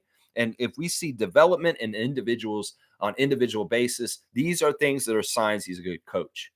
And I think that some of the stuff we saw when we were good, that very brief period of barbecue when we had spicy barbecue with Pascal after the OG trade, when RJ and Emmanuel and Jakob and Scotty and Siakam were all playing for us, we kicked ass. In fact, during that period of time, we were playing at such a high level. I saw some of the ways he coached in strategy to win games against top teams by utilizing these guys in the right ways, in the right rotations, and having play action and play sets that made sense, drawing up plays out of timeouts and getting baskets. It's stuff like that. You got to look for those kind of opportunities. Now, when the team is winning and we have a capable, talented team like we did for that brief period when we had spicy barbecue, that was a good time to judge him on his coaching chess and acumen and how he could do things. You need a capable team that can compete to be able to really fully assess how good a coach is. And we don't have that team right now. And anybody who's judging Darko off of right now it's foolish. It's not fair to him. In some ways, I've said this before, Nick Nurse had that red carpet rolled out for him his rookie season on the Raptors to walk into a championship. And in some ways, Darko has the exact opposite coming in here. He had everything thrown in the middle in front of him instead of walking down the path of this season. And I mean, shit, they did a whole roster overhaul in the midway point of the season. And he's used to coaching in the G League because he did before. And that's exactly what this is like. In some ways, Darko had to deal with a G League rotation of change with his team like Eric Curry did in Mississauga. That's the hard thing about G League is guys are coming and going. You can't really keep a set rotation and build anything and synergy because there's so much turnover. There's guys getting called up to your squad. There's guys getting 10 days to go to other teams. There's injuries. You think about how many different players Eric Curry had to play for Mississauga this year. Darko had to do the same damn thing on the pro level this year because of all the different players that were in Raptors jerseys this year. I think they flashed the graphic in the game recently that we've had 28 different something like players on our roster this year. And that may be the most turnover we've ever had in any year of the Raptors since the expansion years. Seriously. So in some ways, we got to think about the parameters and what he's had to deal with, the terrain. And considering all that, the fact that he's kept the ship afloat, that he's been consistent. This is a big thing they talked about with Darko. The way he's doing things right now with a totally different group of people than he had at the beginning of the year is exactly the same way he was doing things at the beginning of the year. He did not change with the people. He kept that's the thing. They want that from him. Consistency. The ability to talk to your coach and know his energy and how he's going to be is important. Darko has to come in very level-headed and be the same person. People got to come to him and be like, this is what I expect from my coach because this is how he is. He has to be consistent in that way. That's something that coaches talk about all the time is I have to be consistent around my team because if he's like all crazy emotional and all over the place, people would be scared of him and wouldn't feel like they could talk to him. Some coaches are like Bobby Knight, and that's a problem.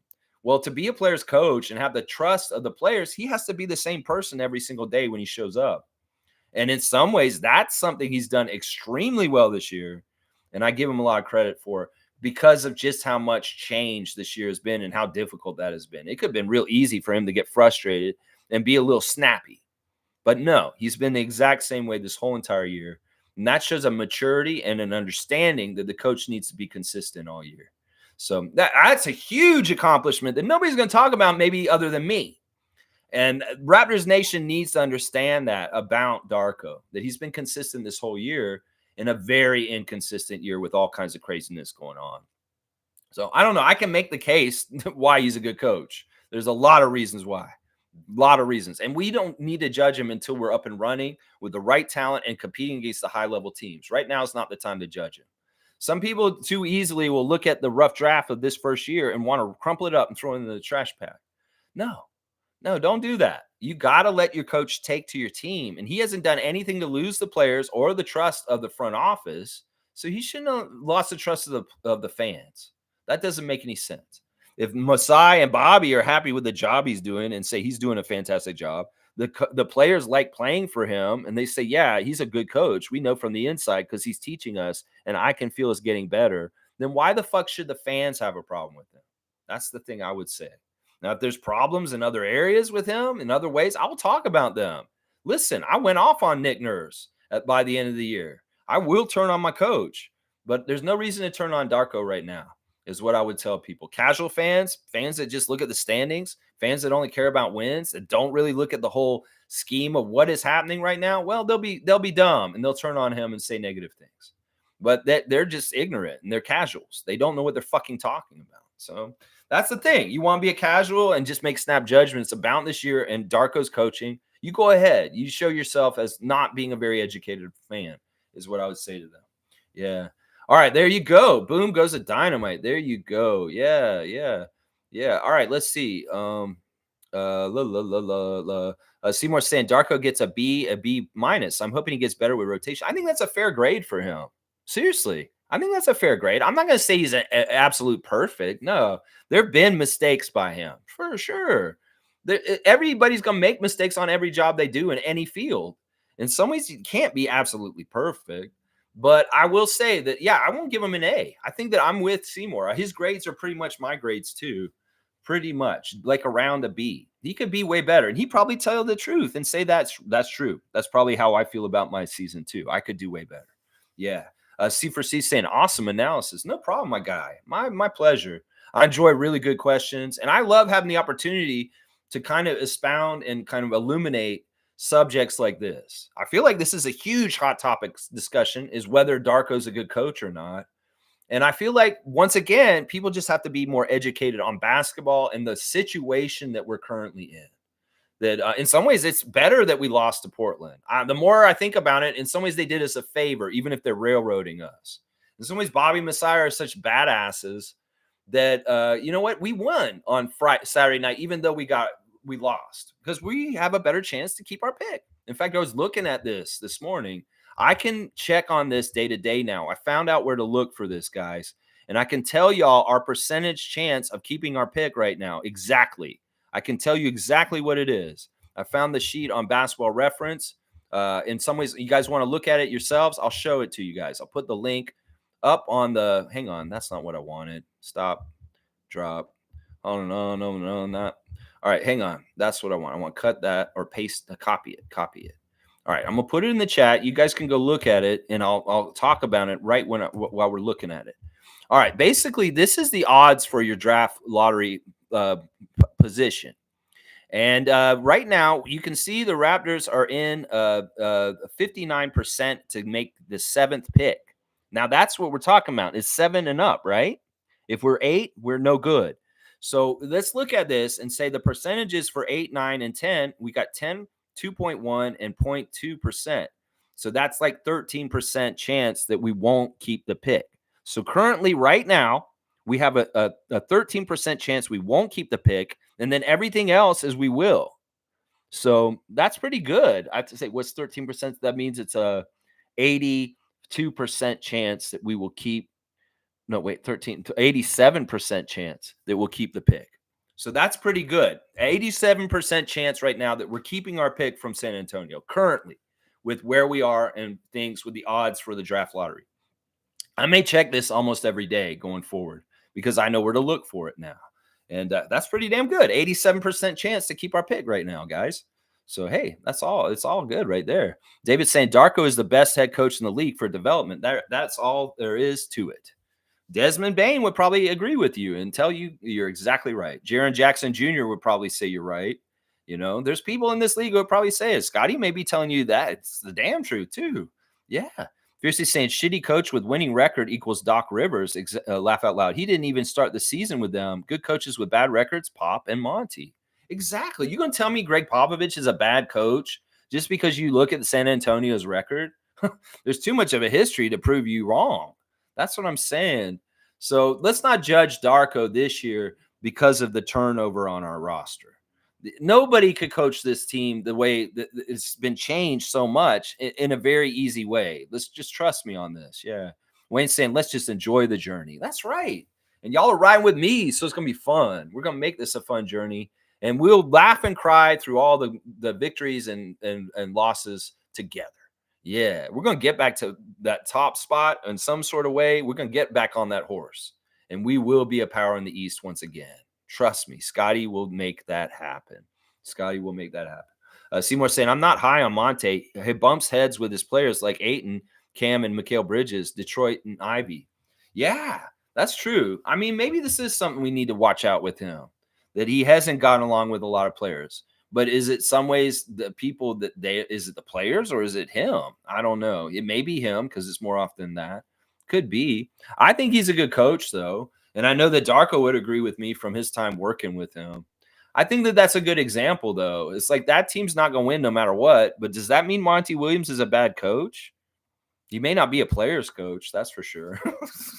He may not be a player's coach. Carlos saying, I miss those spicy barbecue games. It's such a brief little period, but it's so fun. And we were badass. Like, if we could have just locked that team in with Siakam, yeah, we were going to be good. Like, that team could have been going in the playoffs this year if we had able to keep health for the rest of the season and we kept Siakam.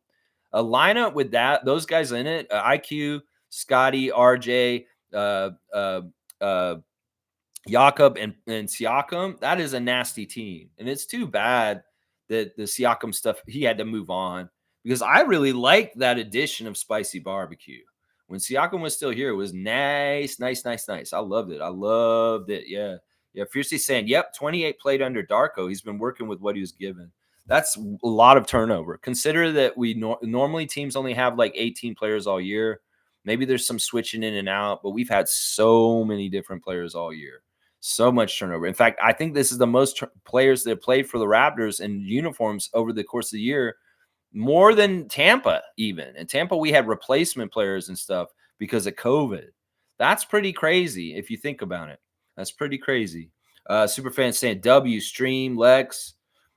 Keep up the great work. The 28th most lineup changes in the NBA for Darko. That's right. It's crazy. C for C saying you think we would have won a title with Dwayne Casey if he had Kawhi? That's a really good question. Once again, C for C coming in with the good questions today. I don't know. This is a brain exercise that we've done a little bit before in the past. The problem with Casey was he had a ceiling in the playoffs that we were finding. We gave him so many chances to lead the Raptors in the playoffs, and we are finding that he was stubborn about adjusting the team and changing it on the fly from game to game. And in some ways, he was hurting us because he was too slow to make adjustments. In some ways, that was part of the reason why we fired him when he was a coach of the year, because in some ways we didn't trust him to be quick enough to make the changes in the series as needed. That it was evident in some of the stuff with the LeBronto stuff that Casey was not switching things up quick enough to match the other team, and we were getting out coached. Casey's an excellent regular season coach. Casey's an excellent development coach. Casey's an excellent inspiration coach. He's the kind of guy that will get his guys to play really hard. Some ways, Casey is not the best X's and O's coach in playoff situations. That's what we found. I don't know. I can't say this for sure. I know that Nick's strengths did really cater to our year when we won the championship, and it did really help that he was our coach in the playoffs. So I can't say for sure we would have won that championship in 2019 if we had not fired Casey and hired Nick Nurse. I can't say for sure. It's a woulda, coulda, shoulda. It could be very well that we wouldn't have. And that's part of the amazingness of Masai Ujiri, that he realized that. And he did a really gutsy thing. I think that the idea that he was ready to part ways with DeMar and Dwayne Casey that summer was very, very gutsy, was a huge gamble, and it really paid off. I think in some ways that sloughing off of the coach and the main player at that point is indicative of kind of what he's done this year, as far as like, all right, OG, all right, Pascal, that's daring of him to get rid of those guys. And in some ways, hopefully we'll see a renewal of the new people coming in those spots with those guys gone that allows us to get to new heights again, up to the championship like we did the last time. In some ways, we held on to guys that are good. They're great. They've been fantastic for us, but we went for even better by getting Kawhi and Nick. So it's hard to say. I can't say for sure we won that championship with Casey. There's a lot of factors, Mischief's here. Good to see Jay. I hope Raptors keep their number 6 lottery pick this and then become a middle of the pack playoff team next year. Yeah. I want us to be a playoff team next year for sure too. I really, really do. All right. Did that basketball reference thing show up for you guys so you can see where we're at as far as like what our chances are and where on the sheet? It's 7 and up, right? We keep the 7 and up. So if we keep it 7 or up, we're good. We're good. Country Con saying, I like Darko. He's proactive about calling timeouts. He also calls great out of time timeout plays. We're tops in assists. The Lakers game rant was epic. He's playing Grady and Chris now, so we're cool. Yeah, I think that honestly, I really like his philosophies. I really like that he's Serbian, and I really like that he brings that Euro League sensibility. I think that's a big reason why our offense is so cool with all the assists. In some ways, we've been breaking assist records. In some ways, I like that. It really cultivates all kinds of great germination of great offensive things, the way he looks at the game. So there's a lot about him that is really attractive and awesome. He's a player's coach. In some ways, like I can see the way he talks to the players on the mic during games, and you can tell he's a good motivator. He's on top of things. He really, really cares. He's not asleep at the wheel. He really is astute. And in some ways, like, look, new coaches can come in and it looks like everything's passing them by, that they're just not on top of it. Well, I've never at any point since Darko's been our coach felt like he has not been on top of things. You know, you could say Eric Curry's looked overwhelmed on the 905 in the last 2 years at times. Darko has never looked overwhelmed in a head coaching position in the NBA. He's never looked out of place. He's never looked like confused or floundering or like an idiot. He's always looked like he's on top of things, and he's very much right in the middle of it all, and he's really a step ahead in trying to help us compete. So I love that. All signs are saying that he's very competent and he's very effective is what I'm saying. Yeah. Carlos saying, honestly, Lex, I want this year's pick to go to the Spurs so we can finally do it. The bet is better to do it this draft, not next year. That's an interesting take, Carlo. And we talked about that. Now, if things work out that way, that's definitely the spin I'll put on it. That's definitely the spin I'll put on it, that this is a weak draft year. And we needed to give them the pick at anyway. So why not just get it out of the way? We'll see how it goes, Carlo. I'll be ready to take that take. But in some ways, I kind of want to see what happens here. If we're going to lose, we might as well keep it this year. We might as well. Now, you may say, well, this year's not as good as next year. Maybe we want to just get it out of the way. I can't disagree with that either. That sounds like that's smart too. Chris is here. Good to see MSJ. Darko's a good coach. When you start Oshai and Dick without Yak and RJ and Aiton is playing, it's a loss. Tonight versus Denver is a loss. Darko's coaching will have nothing to do with it. I have to apologize to you because you said if Aiton playing, yeah, we'd be in trouble, and we were in trouble when he played. He did end up playing. I did not know that they were getting ready to bring him back, Chris. And I said all that stuff on the preview on Saturday. It really wasn't with Aiton in mind. Well, he did show up, and it was a huge factor. And you're right. Yeah, Darko is a good coach. He's doing the best of what he can right now. He has an undersized team, and he's fighting against giant teams right now. Now, don't say that it's a loss tonight for sure. We're holding out hope. There is a chance we can beat the Denver Nuggets. Crazier things have happened in the world. There is a period of time where we beat the Nuggets a lot. We beat them both games their championship year last year. Yeah, or we should have. We would have if they hadn't robbed us. That's right. Scott Foster robbed us of one of them, but we beat them the other game. So we were even with the Nuggets in their championship year last year. I know it's a different team, but hey, anything's possible. Let's not count us out. Let's get this win tonight. We'll have to see. Jimmy's here. Good to see Jimmy Pope. The Pope of positivity is in the house. Let's see. What is Jimmy saying? No. Darko does. Wait, hang on. I jumped ahead. The moment Scott and Yak went out, my mentality went to keeping that pick. I won't fully judge Darko until next season. He'll have a full summer to get his plans together. We'll see next season. Yeah, there you go. Yeah, I really don't want to judge him. I'll start judging him maybe around this time next year. I'm not going to judge him in the beginning of the season.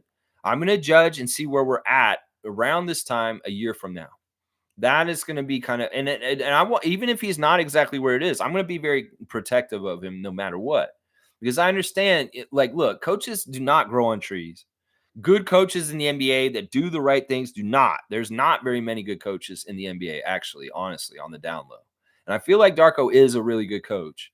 So even if he's not totally successful with the win-losses, and some people don't think he's doing really well, if it seems like he's still a really good coach to me, I will stand up for him, even in the minority against everybody else. That is the one thing I'm going to do. As much as I'll protect Masai, I protect Darko, because I know it's unhealthy to switch your coach over and over again. And I am going to say, if we need to switch our coach, it should be a very last second or last choice kind of thing to do. We should not want to switch our coach so easily. There's too many fans that are acting stupid and just want to switch the coach because they're just not happy. It may be something stupid like, I don't like the way he looks. He looks all paranoid with his eyes. People have dumb reasons for why they don't like people. And I was just say this right now, switching your coach is not healthy. Look at Brooklyn Nets. It's just not healthy to continually switch your coach over and over again. So let's not get into coaching carousel. Let's not do it. Let's give him some time. And I like that. I like that, Jimmy, that you're going to give him some time. That's a good way to think.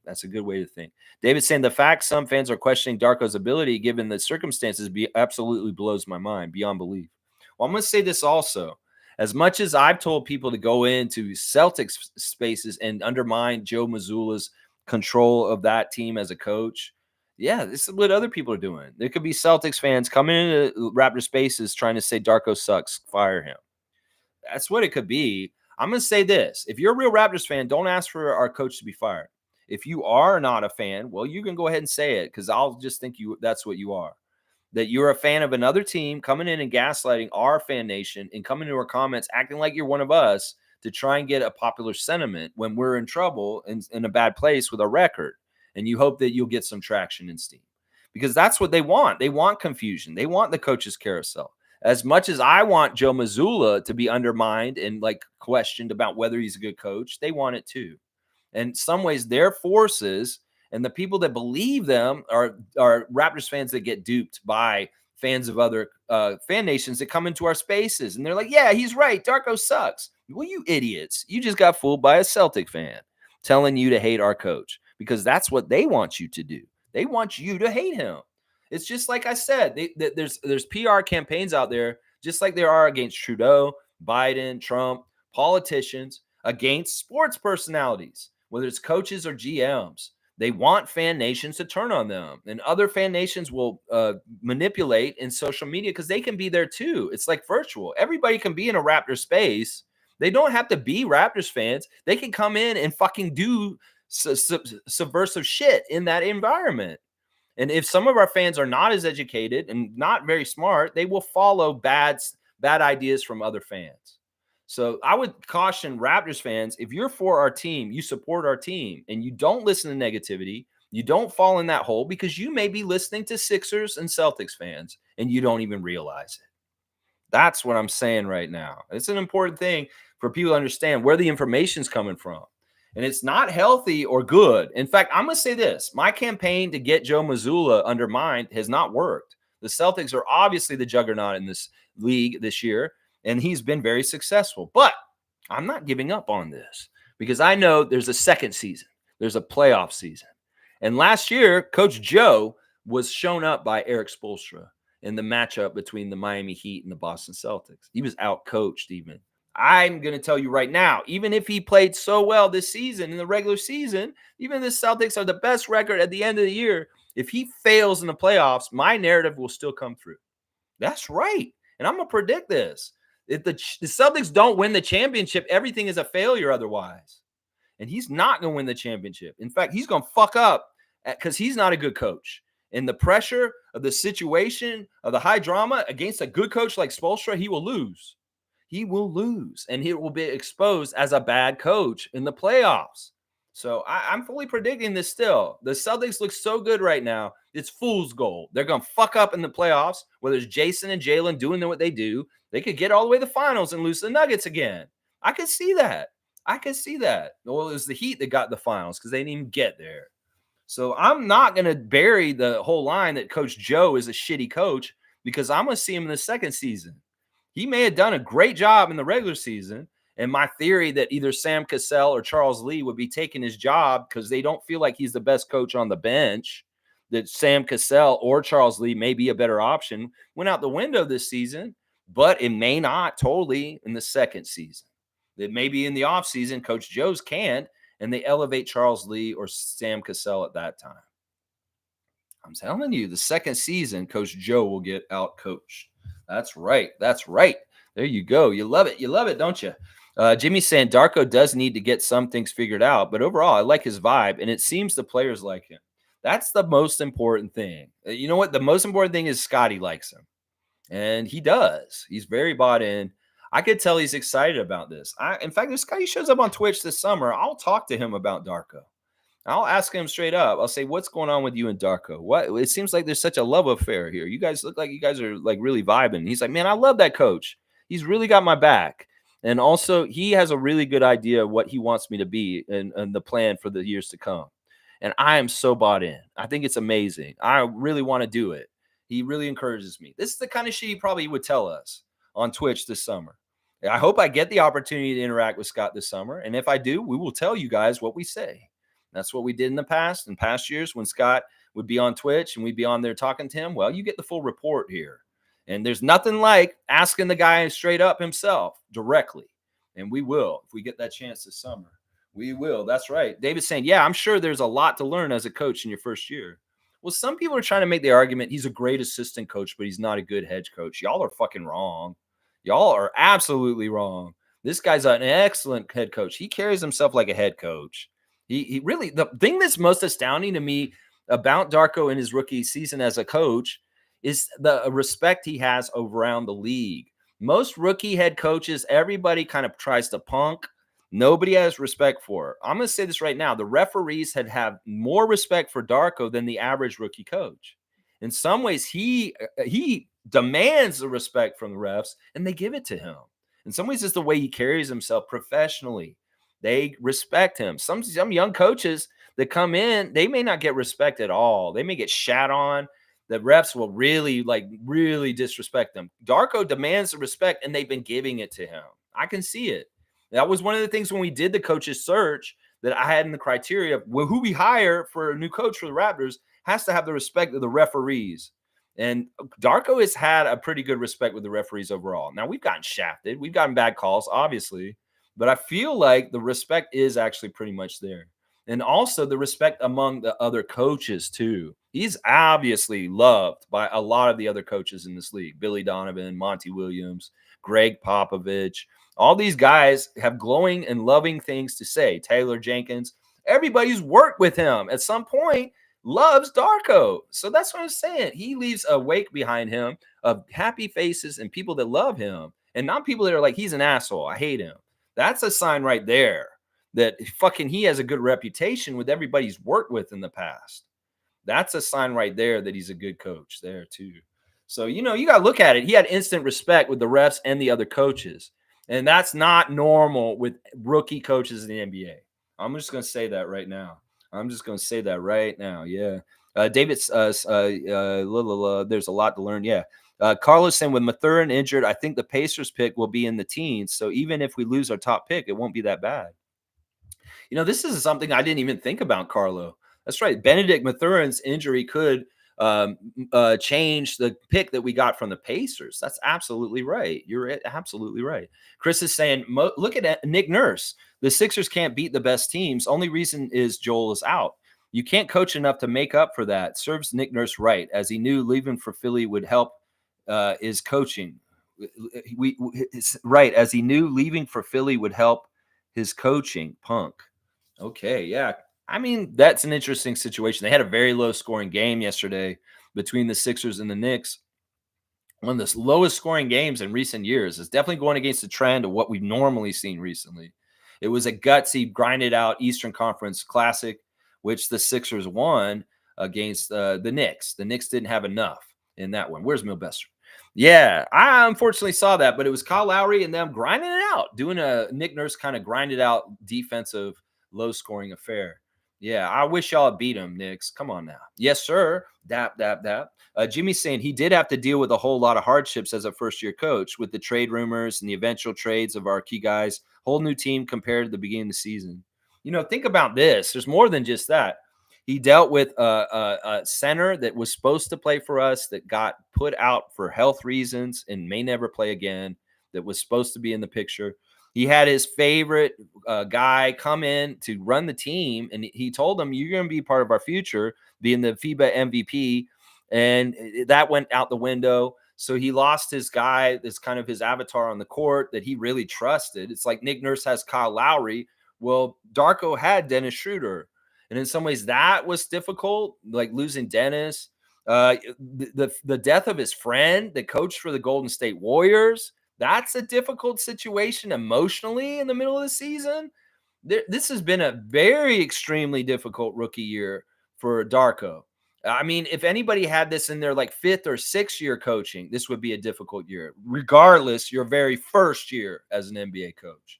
So there's a lot to take into account. I think he's handled all very, very well, and with his head held high, and very I have a lot of respect for him and how he's kept consistent considering the emotional ride this has been.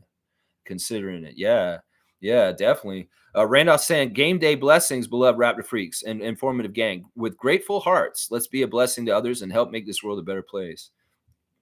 Boom goes a dynamite, Randolph Phillips. Thank you. Thank you. Just what we need to hear. That's right. Let's make this world a better place. I'm giving you a 3-pointer, my guy. You're at 10. You got the DeMar DeRozan 10 now. Yeah, it's true. With grateful hearts, gratitude, your life expands into more gratefulness and happiness. That's the key. You put your perception and whatever you put your attention on, you get more of. You want to think about the bad stuff like I was talking about yesterday. Oh, the bad stuff will be worse. Well, if you want to look at the good stuff, the love, the light, the good things, like great friends and the loved ones, that boom, that stuff multiplies. It's where you put your attention. So put your attention in the right place and see the blessings multiply. There you go. Let's make this world a better place today, Raptor Freak family. Let's go. C for C. Heart you, my guy, too. That's right. Carlos saying, I'm just plain happy Masai went against the grain when he brought in a coach like Darko. We had a couple of games where the 0.5 system was executed beautifully, and betting this all clicks next year. That is the scheme. We want to perfect Darko's vision more and more. in the future. And we've seen it. It's beautiful. Think about when we get more talent. We think about when we get more connection because we played longer together. Think about where Grady and Scotty could be in like the next 2 years as they continue to really understand their synergy and placements on courts and what guys favor and what they want and where they shouldn't. The more they know each other so well, this team is gonna get better and better. And yeah, that's the fun stuff. The philosophies are sound and sustainable, as our front office has said. The ideas that Darko has are good for the NBA in the foreseeable future. And that's what we want. Nick Nurse, defensive oriented. Well, that's not going to work in this new league. In some ways, it's not going to work. And well, Darko's system is a lot more sustainable for the future because it's offensive system. And this league's going offensive. That's for sure. It's going offensive. Chris is saying one last thing on Darko. He has had his team change 5 times in 1 year and kept it positive, level-headed, and that's not easy. He is on top of things in his game. He's good. That's the thing. So much change in the team. You'd think he'd get frustrated, or maybe he change his personality at different times, depending on which part. No, he loses his franchise player to a broken hand recently, and he's just like soldiering on. He's just like, I understand this is what's in front of me. This is not ideal. I wish I had a better chance to win because of health, because of the roster, whatever. But it's what I have is what I got to work with. And he goes to work every day and he does his best consistently the same way every time. That's the thing Raptors fans got to keep reminding themselves. He's been consistent this whole year in a year of constant flux, constant change. It's like put the foot on the gas, put the foot on the brake, put the foot on the gas, put the foot on the brake. Because we were like, oh, let's go for the play-in. Oh, no, we're going to protect our pit. Oh, let's go for the play-in. Oh, we're going to protect our pit. There's been a lot of that going on. And the flexibility of him being able to stay consistent in changing the plans has been really, really, commendable. Commendable. That's right. Country Kong saying, I used to think the chain and pizza party were gimmicks, but looking back, I think they were examples of a rookie coach trying his best to find creative ways to inspire his team to play together. He implemented the chain and the pizza, the dinner with Darko to put a little carrot in front of the guys to get them going. Think about this. The fall, I've called this the unprofessional period because we were arguing and complaining about what the fuck is wrong with the Raptors at the beginning of the year. And in some ways, we saw them missing a lot of shots, having turnovers, missing free throws. And I was saying they were being unprofessional. Now, that was because in some ways, these guys were in limbo. OG and Pascal in particular. They knew the writing was on the wall. In some ways, they were playing half-assed on the down low. I'm glad they won't admit it, but there were unprofessional things happening with our team. So in some ways, he put a carrot in front of them to try and egg them on to be more professional, to get more out of them. I feel like that's part of it. I think that what he did is normal around the league. It's not gimmicks. There's a lot of teams that have change right now. And there's also this kind of idea of like a reward dinner for playing and getting a certain win streak is common. There's a lot of coaches that have done this. It's just they didn't publicly put it out there. So in some ways, that's annoying. In some ways, he learned a lesson that if he's going to do these dinners, that we didn't see the pictures of the dinner, by the way.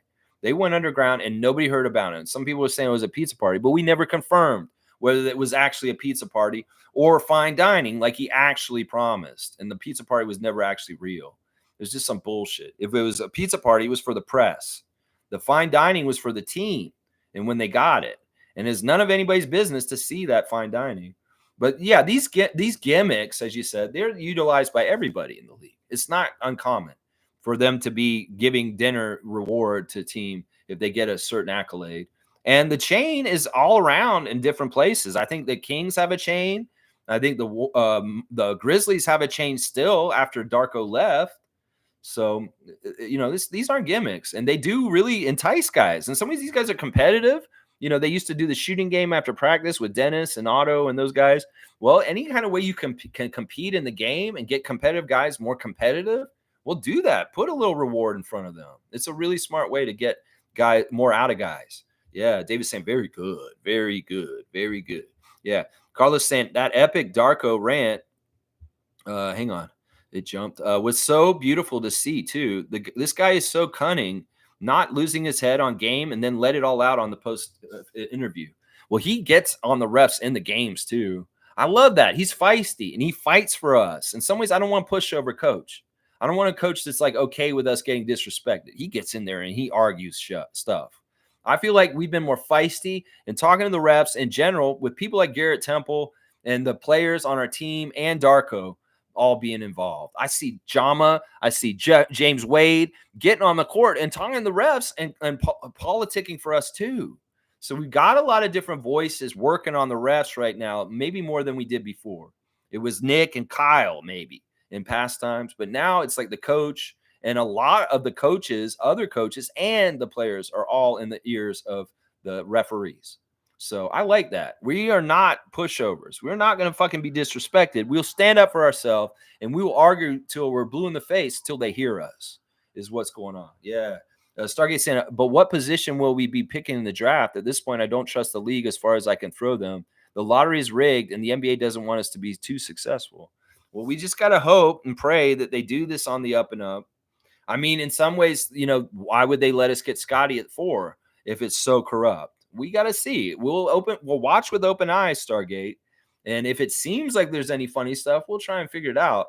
But I mean, I just posted a link to the projected percentages. I'll do it again at the bottom, and you can see exactly where we are with this. And this is something we can monitor day to day, considering how we win and lose for the rest of the season. This spreadsheet right here has the odds for everybody's picks going into the draft. Detroit has a 55% chance of getting the first pick right now. We have a 59% chance that we will get the 7th pick. But it really is like 87% chance we're going to keep our pick right now. And we can look at it day to day because I know where the spreadsheet is now. Yeah. David's saying, I think that chain brought a lot of positive vibes to the locker room, was good for morale and team cohesion with the young guys and the more experienced players. It was hilarious. I mean, they say, spin it, Grady, spin it. He's like, spinning it. It was fun. And it's cool because we gave the chain to our old guys before they left too. So we have great memories of OG and Pascal and all those other guys getting the chain on different nights too. Even Malachi got the chain once. No, the chain was a good thing. It's been a good thing. I'd like to see it institutionalized going forward for wins. When we win games, somebody's getting the chain at the end of the night. I'm all about it. And we like looking to see who got it on Instagram afterwards, for sure. Carlos saying, I'm so happy that we are moving from an ISO-heavy offense to this 0.5 basketball. Much more pleasant to watch, for sure. It won't be pretty, but I'm willing to bet that we shall finally see Euroball played in the NBA via the Raps. It's already been kind of happening on the down low. We'll see it hopefully more coherently and more consistently the way when we have a roster that's very much more set for the whole entire year. And we're not trading a whole bunch of people in the middle of the year. Yeah, we can get a whole body of work for the whole entire season next year and see where they're at this time next year in the season near the stretch run. See how that offense is primed up and how much it's working all together with health and more time practicing it. It could be a very different look at this time next year in the season. It really, really could. David's saying it sounds like we all agree. Darko is the nuts. Now, is this another statement where you think it's something good? Because I don't know, is the nuts. What does that mean, David? I need an elaboration on this. Is the nuts? I've never heard that. Is the I don't know. What's the one I've heard before this kind of like that? It's the best. I can't think of it right now. I've never heard Darko is the nuts. Darko is the nuts? What? That doesn't make any sense, David. You're going to have to explain that saying. I've never heard that before. Let's see. Chris is saying could win tonight, but without Yak, Jokic is going to have an easy time of it. He plays like an elephant looking lazy and slow, but he's unstoppable over the game. And when pissed off, scary as hell. I will say this. He may be like taking us lightly. I think it may be real easy for Denver to take us lightly tonight. Seriously. Let's not count our chickens on anything. I'll say, yeah, the chances of the Nuggets to win tonight are really high, but there is still a slight chance the Raptors could somehow, some way pull it off. I don't know exactly how that would happen, but we'll see. It could. It could. We could get a very interesting story tonight, and tomorrow could be I'm on the winning wall and not the losing wall. So I don't think it's very likely. I think you're right, Chris. Without Yak, Jokic. But then again, they may choose to rest Jokic against us because they don't need him. And they may play small and not play him so heavy. They've done that in games too.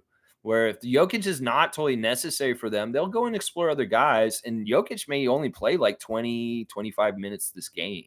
So we'll have to see how they decide to do things. F the Celtics. Jimmy, you want a dunk? You want a dunk? You can get a dunk for that. I'm totally with you on that, Jimmy Pope. Let's F the Celtics here. F the Celtics. You got the Kyle Lowry 7 dunks of the year now. Kyle Lowry, number 7. Fiercely saying Darko went through a lot indeed. Lex, you forget dealing with our media and add that to the list.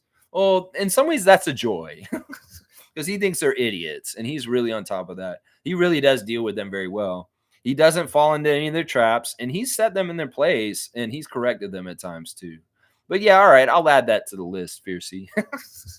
Jimmy's saying, haven't been here much lately, but how about that 18 assist game by IQ the other night? He's growing right in front of us, happening fast too. He's a development story right there too. I mean, I know a lot of it was done in New York already. He's got 2 triple doubles there.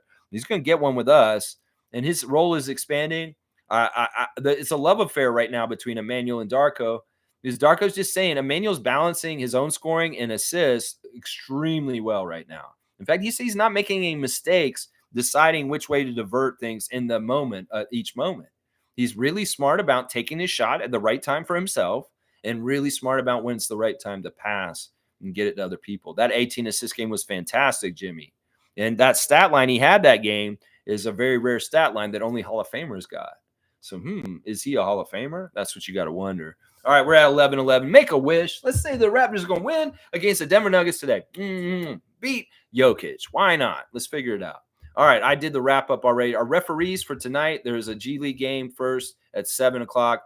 The referees for the G League game in Osceola Magic with Mac McClung against 905. Tyler Ricks is the crew chief. Matt Rafferty is the referee. And Castine Evans is the umpire. The refs for our game tonight in Denver, Tyler Ford is the crew chief. So we got 2 Tyler crew chiefs tonight in both the games. Sean Corbin is the ref, and Brent Barnecki is the umpire.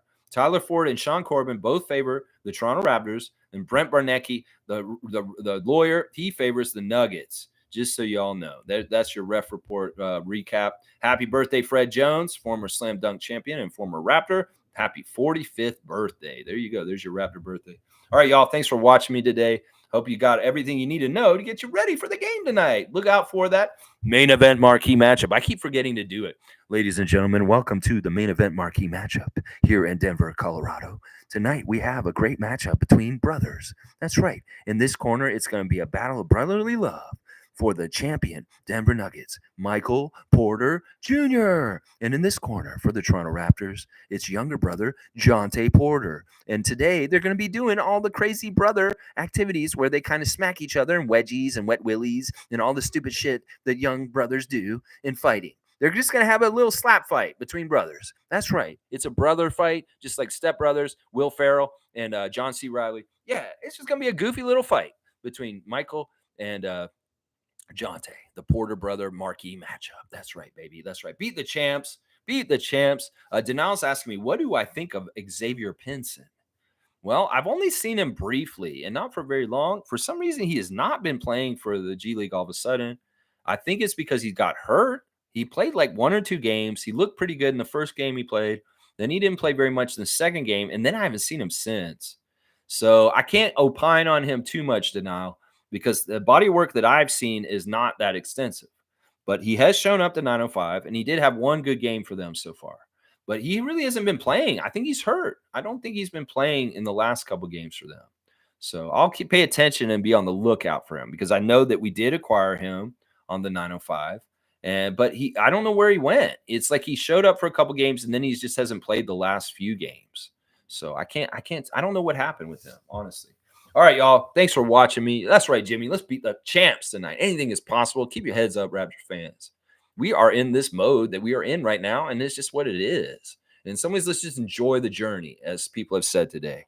It's not about the destination. Sometimes it's the journey and the goals and the striving and the progress that you make over that time and that journey. All right. Appreciate every one of y'all. Please like, comment, subscribe, and share this stream. And if you feel like joining, as David did earlier and Kareem, membership has its privileges.